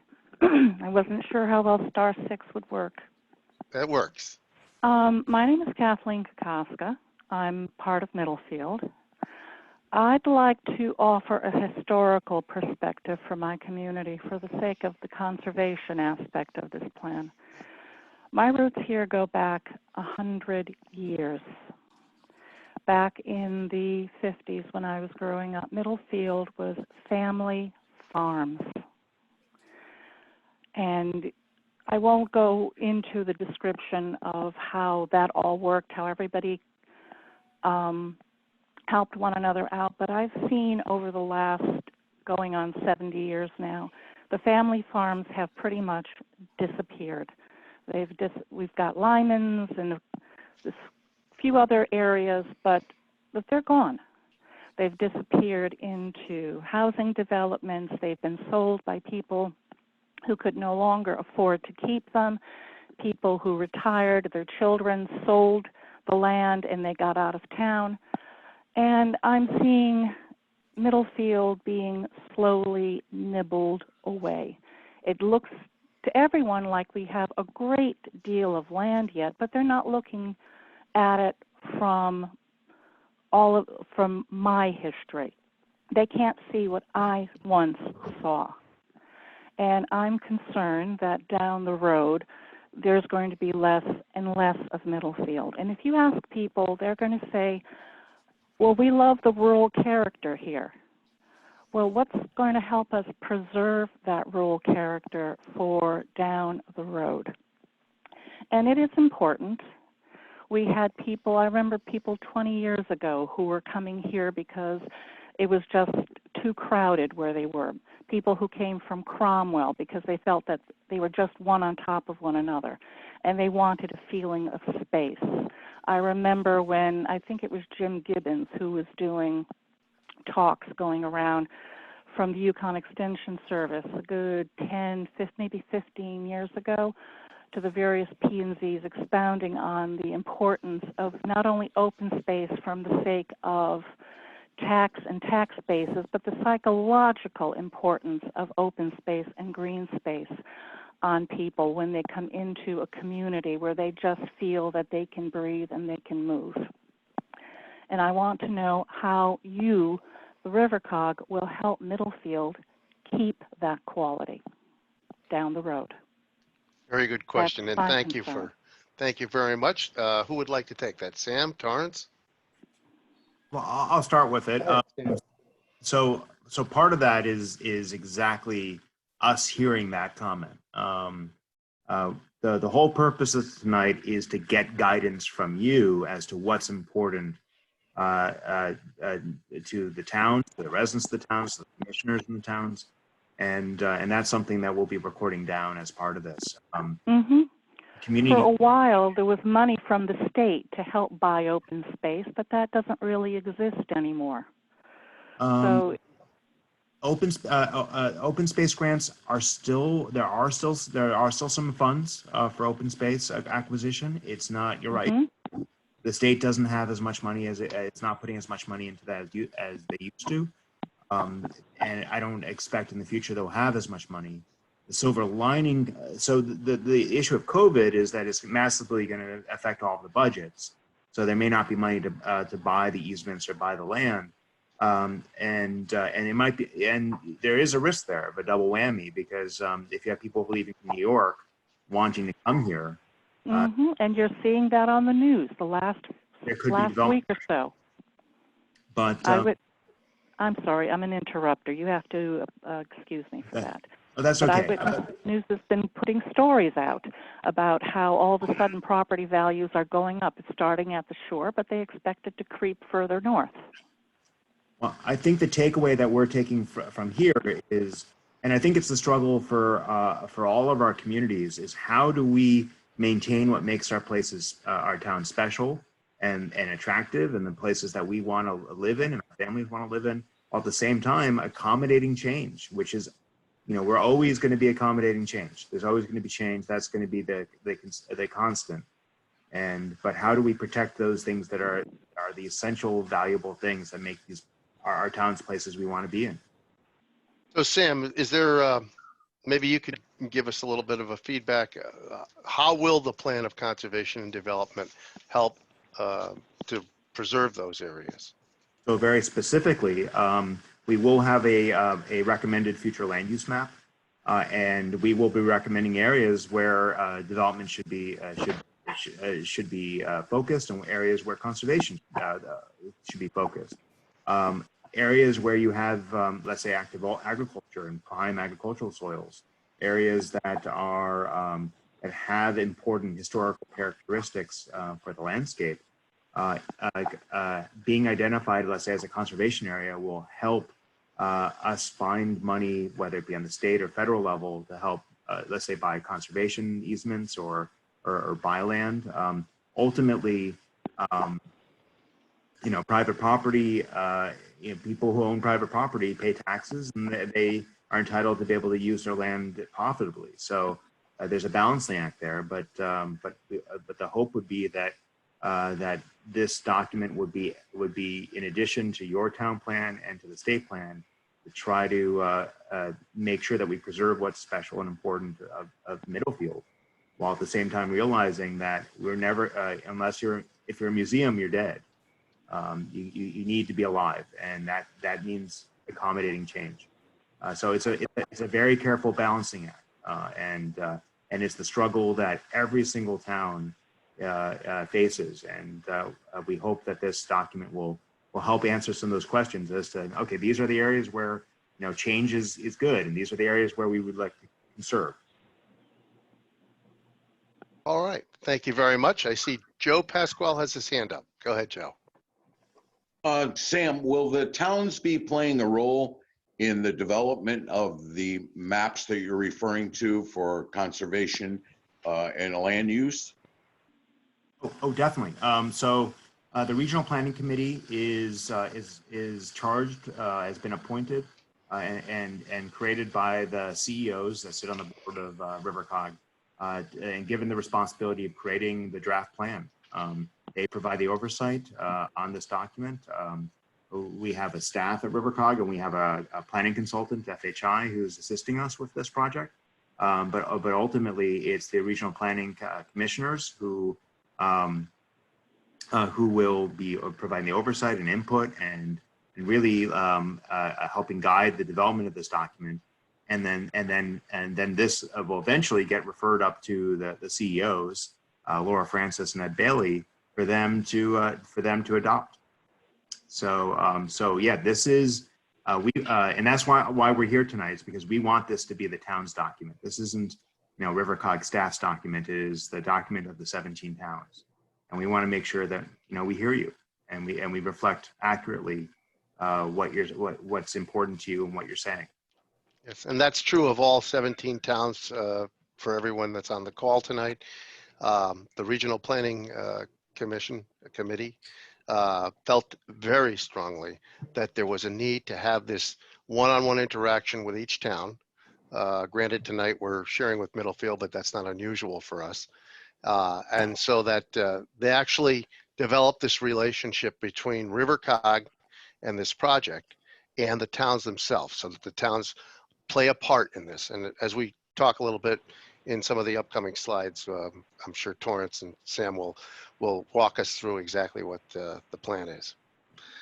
Before we move on, are there any other comments related to question number 5? How could a regional plan of conservation and development support your town? If not, Torrance? Well, that's the last one. And Sam, I'll go ahead and throw this over to you to bring us on home. Okay, great. All right. So we are very grateful for your participation tonight. Thank you for all your comments and your feedback. I've been taking notes the whole time on the back of. As have I. Yep. And we also will be referring to the recording of the meeting as well to make sure we get everything correct. So we will be compiling all these comments and then those from the other towns, and then analyzing them and really using this information that we're hearing from every one of the towns and the different commissions to inform the policies and recommendations and the goals of the regional plan. As we move forward, there are plenty of other ways for you to get involved. First, we have our website for the project, RiverCOG regionalplan.org. This is where you'll find draft documents. This is where you'll find recordings of the different meetings. And copies of these presentations if you would like to download them. You also can sign up for email notifications. So if you type in your email address in the chat box, we'll get you on our email distribution list. Let's see. We also will have other meetings as we progress with this project a little later on. So those, if you're on our mailing list, you'll get invites to those. You can also reach out to your RPC members via the link on our website with any thoughts, comments, or concerns. The RPC will be meeting regularly to review drafts of the regional plan and direct the land use policies that are going to be in it. So they are here to represent you. So our anticipated timeline, here it is. We're expecting 5 phases. And we're currently in phase 2 with the introductory presentations that we did a couple weeks ago, and the municipal meetings, which we're holding with all of our towns right now over July and August. Let's see. We expect this project to be completed in the spring of 2021. And so there will be meetings over the course of this project. All the regional planning committee meetings are open to the public, and they're posted on the RiverCOG site. So you're welcome to attend any of those. And currently all of our meetings are held via Zoom. So they're easy to attend. Concurrent with this outreach process that we're currently doing, our team has been hard at work at creating an existing conditions report for the region. And that draft existing conditions report will be completed over the course of the summer, and that will be the next big milestone for the project. Let's see. And as I said, before we go to questions, here's the contact info. Currently, Frank DeFelice is your member of the Regional Planning Committee, and Joe Pasquale is the alternate.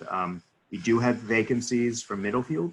So if any of you are interested in representing Middlefield on the RPC, please contact Ed Bailey or your planning and zoning commission chair, and we can see about getting you appointed. We've also set up email addresses for comments to your regional planning commission members. So that's Durham RPC@gmail.com and Middlefield RPC@gmail.com. Also, our senior planner, Megan Juflis, she is the project manager for RiverCOG, and her email address is mjuflis@rivercog.org.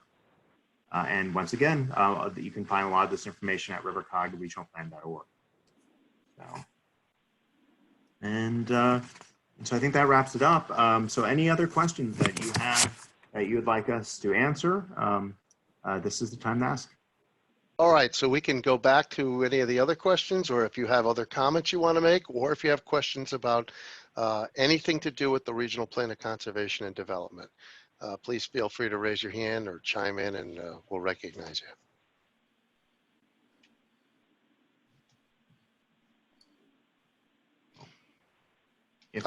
Josh, go ahead. I guess I was looking for a bit of historical context, and then, so is this the first regional plan of development that's been created, or is it just that it hasn't been done in some time, or this current sort of grouping as the RiverCOG? I guess that's my first question, then we can. So the answer to all those is yes. This is the first regional plan for this for the 17 towns as currently posed. Mid-State Regional Planning Agency did do a regional plan of conservation development, but that plan was probably done about 40 years ago. There might have been something in the 80s. So that was Jeff Colgrove. I don't think there was anything more recent than that. The Estuary Regional Planning Agency, they completed a draft regional plan for that, for those towns in 2012. But because of the impending merger, it was never adopted as a regional plan. So this very much is our first regional plan for RiverCOG and for this region as assembled. But first regional plan in the state. This is required by state statute that something like this be done every 10 years. Our neighboring regions have recently completed theirs. That's the South Central region and the Southeast Connecticut region. So we have good examples in other parts of the state to look at, and we have looked at those. And so I might have sort of missed this. So this is the first for us, but other regions have completed these in the past, and it is required every 10 years? Correct. Yes. And how does this plan typically get utilized by something like the state DOT plan or something? Or I guess that's one area that I can imagine it could be very impactful, but it only if the state has a process to use these things. So, okay, so I'm going to take off my regional planning organization hat and put on my MPO hat. RiverCOG is both a regional planning organization and also a metropolitan planning organization. And the MPO designation is a federal designation for transportation planning. And every 4 years, we're required to do a regional transportation plan. So, and that plan is supposed to guide how federal money is spent in our part of Connecticut. The DOT is supposed to follow that. The CEOs, Ed Bailey, Laura Francis, and the others actually have to approve how federal funds are spent in our region. Generally, they're not controversial, but this is specifically meant to give them a voice on projects that may be controversial. The DOT can proceed on those projects with federal funds. This was something that was given to the towns about 50 years ago when powers were devolved to mayors. Getting leverage on DOT is difficult. They own all of our major main streets in the region. I am happy to say that over the last 10 years, I've seen a generational change over at DOT, and they are much more interested in and more inclusive transportation, walking, cycling, transit.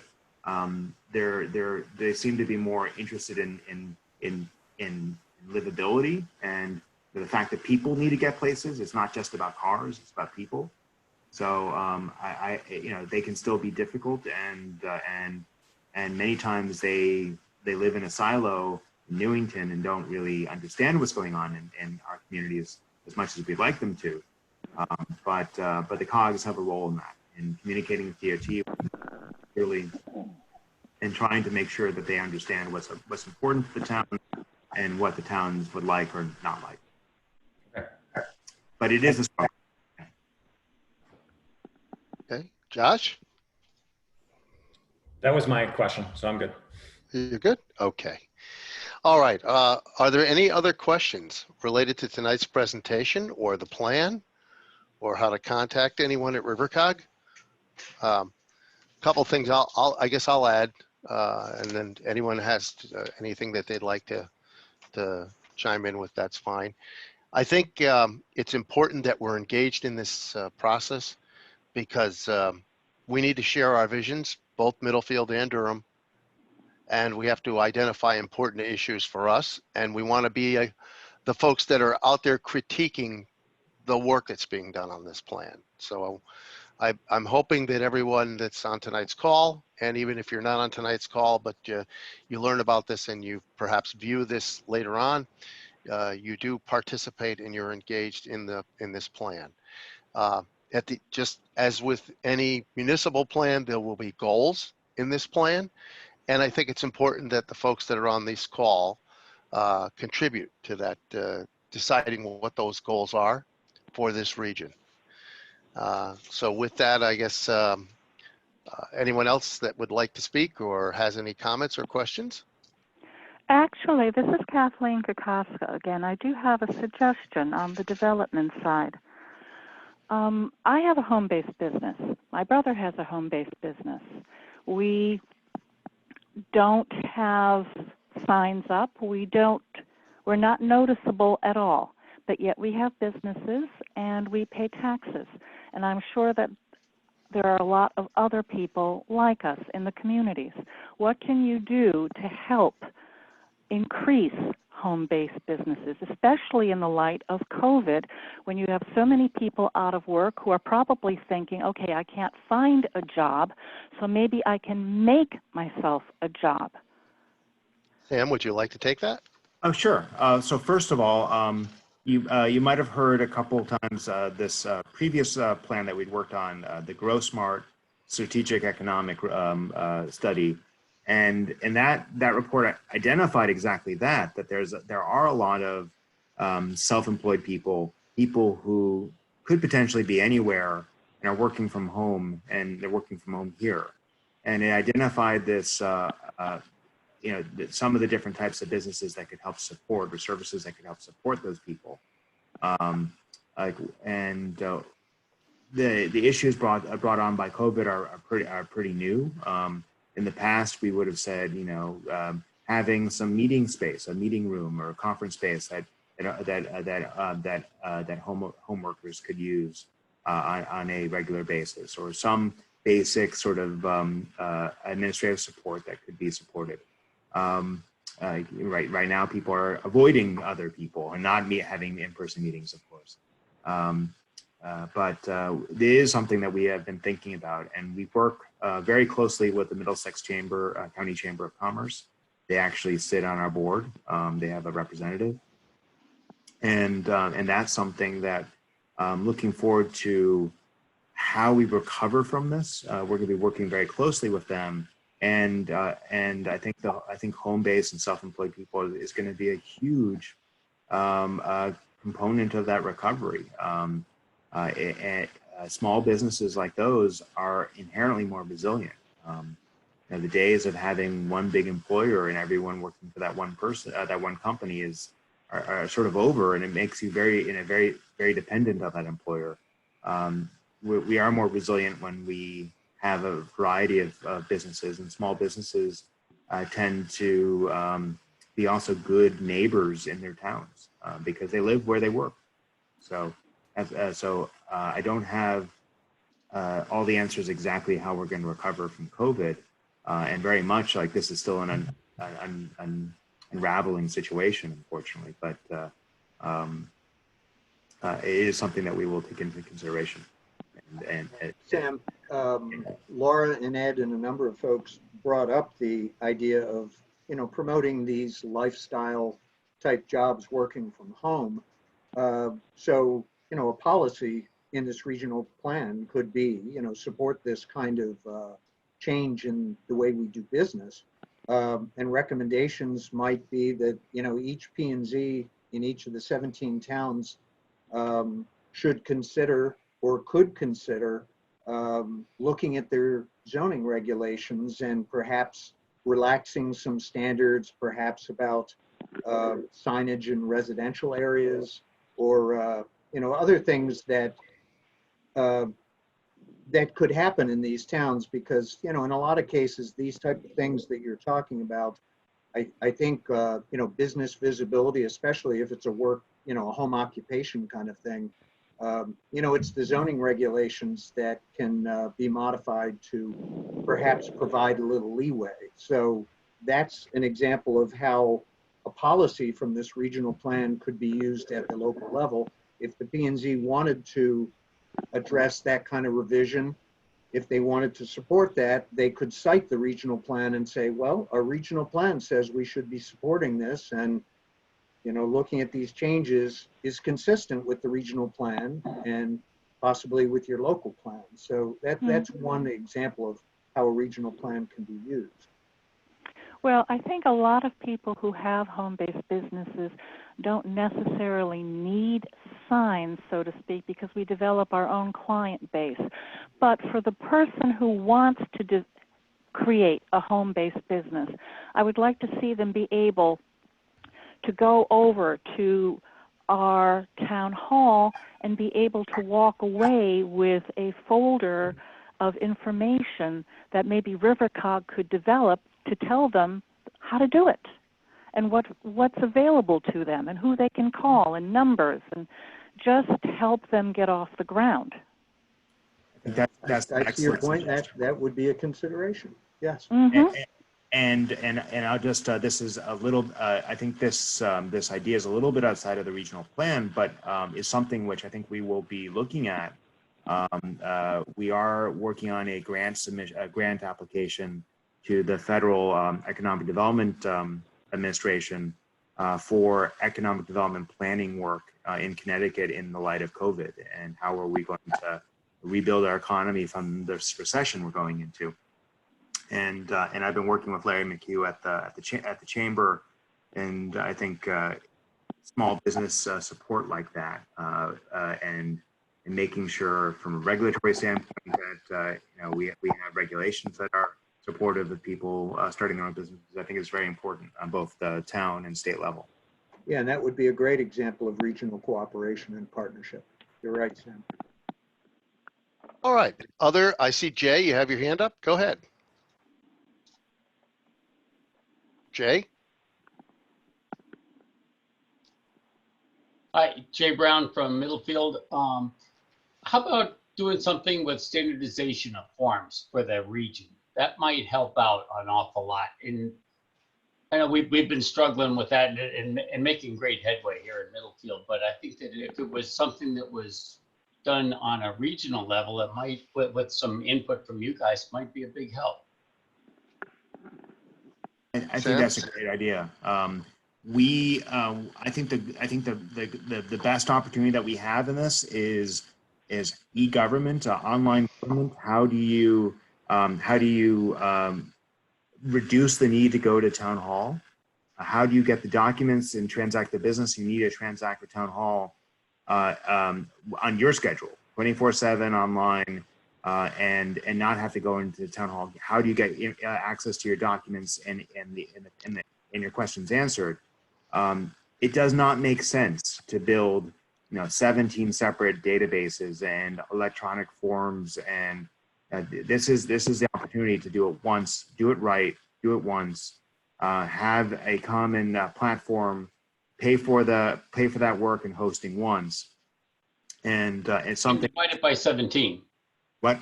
It's divided by 17. It becomes cost effective. Exactly, and like for example, I put in for a grant application at the end of last year for a pilot project to figure out how you digitize a couple building departments, and I got Killingworth and Chester to go in on this application. And the idea would be you digitize the folders of all the property folders, and you would try to you would create a single platform that would be expandable to all 17 towns, and then you can, and it would be particularly helpful now if people can get answers to the questions and transact business with the town online. Then you don't have to worry about as much of the foot traffic in town hall and potential exposures. And so these are, and it also makes it can make the workflow a lot more efficient. Yeah, I mean, think about it. Pay our taxes online. Oh, exactly. That is the most ridiculous thing that I've seen in Connecticut is that, if you pay by check, either you get charged no fee. If you pay electronically, there's a fee. And whereas that check creates labor in the town hall, that it has to go process that paper. The money is not immediately available until it gets deposited in the bank. Whereas if we could come up with a way of processing all those payments electronically, that churn of money, the cost of that electronic transfer goes way down per transfer. And that's something which the towns could do together and just have all that money remitted electronically to each town's account. And we can pay our state taxes electronically without a fee on the DRS. And the federal. And federal. Yeah. And I've been paying my, unfortunately, been paying my Connecticut state income taxes electronically with the routing number and account number of my checking account with no fee. So could we create a town tax payment clearinghouse? That's something which I've actually brought to the state's attention, that and that's something which the amount of money that you would have going through that account would probably bring the transaction cost way down. I mean, even if we did it on a regional level. Yeah. I mean, trying to get the state to do something is difficult. We all know that. And yeah, particularly with the forms that you mentioned, because we have 17 examples out there. Every one of us has a building permit. Every one of us has, a zoning permit. And there, you could just take them, put together a team that would take the very best and then see if it's acceptable to the municipality. Rank and file. Yep. Yeah. Good. Excellent points. Ed Bailey, I think you have your hand up. Yeah, I just wanted a sort of an antidote to that, what Jay mentioned. The current pandemic situation certainly has, I know in Middlefield, has changed the way we do business. And it has forced our town staff, that many of which we do this because this is the way we do it and we're not changing anything, but they had to change. And so we are seeing different ways of doing business, and it's much more efficient. Even our operation is so much more efficient just with minor changes. And it is an opportunity that we see, and I believe, as Sam pointed out, of course, why do we want a lot of foot traffic in our town hall? Why do we want to have 20 people trying to pay their taxes and this, that, and the other thing? One thing we did in Middlefield, because unfortunately some people have to pay their taxes in person. So we have a walk-up window where they can walk up and pay their taxes through a window. But, we have emphasized, paying taxes online and so on and so forth. And, but this pandemic certainly has opened up the eyes, my eyes, to see and has forced staff to make changes and efficiencies. And I think it's good. We've learned a lot in the last 4 months. We really have. We absolutely have. Yes. Yes, Torrance. Yes, we certainly have had to adopt. All right. Are there any other questions or comments? If not, I'm going to say I am grateful to Torrance and to Sam for tonight's presentation on behalf of everyone that's participating. And I guess if you do need to get a hold of anyone, or you'd like more information, or you would like to submit your comments, the nice thing is they've set up these websites where the emails can go. Very easy to remember: DurhamRPC@gmail.com, MiddlefieldRPC@gmail.com. Sam and Torrance, do you have any closing comments you'd like to make? Thank you. Well, thank you very much. We appreciate it. And just want to plug, RPC meetings are held monthly. Ours is coming up. Let's see. I can't minimize the screen. Let's see. And then I can look at my 27th, calendar. I think, July 27th. July 27th. So our next RPC meeting is July 27th. It's a week from Monday. We usually hold it the fourth Monday of the month at 7 o'clock. So people are welcome to attend. Also, the same thing with our COG meetings; they're also open to the public. So, but please check out our website for the project, RiverCOG regionalplan.org. We'll be keeping that up to date with information, and we hope we hear from you throughout this process.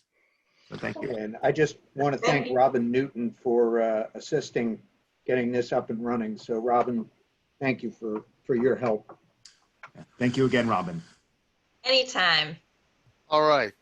Thank you, everyone, for attending. And it would be appropriate to have a motion to adjourn. I see Dick Erickson's making a motion to adjourn. Can Is I there make a s- second, Frank? Do I have a second? All in favor, say aye. Aye. Aye. Opposed? Abstaining? I declare the motion passed, and thank you everyone for joining tonight's presentation from RiverCOG Thank you, everybody. and from the Planning Thank you and very Zoning much. Commission. Good night. Good Nice night. job. Thank you. Good Thank night.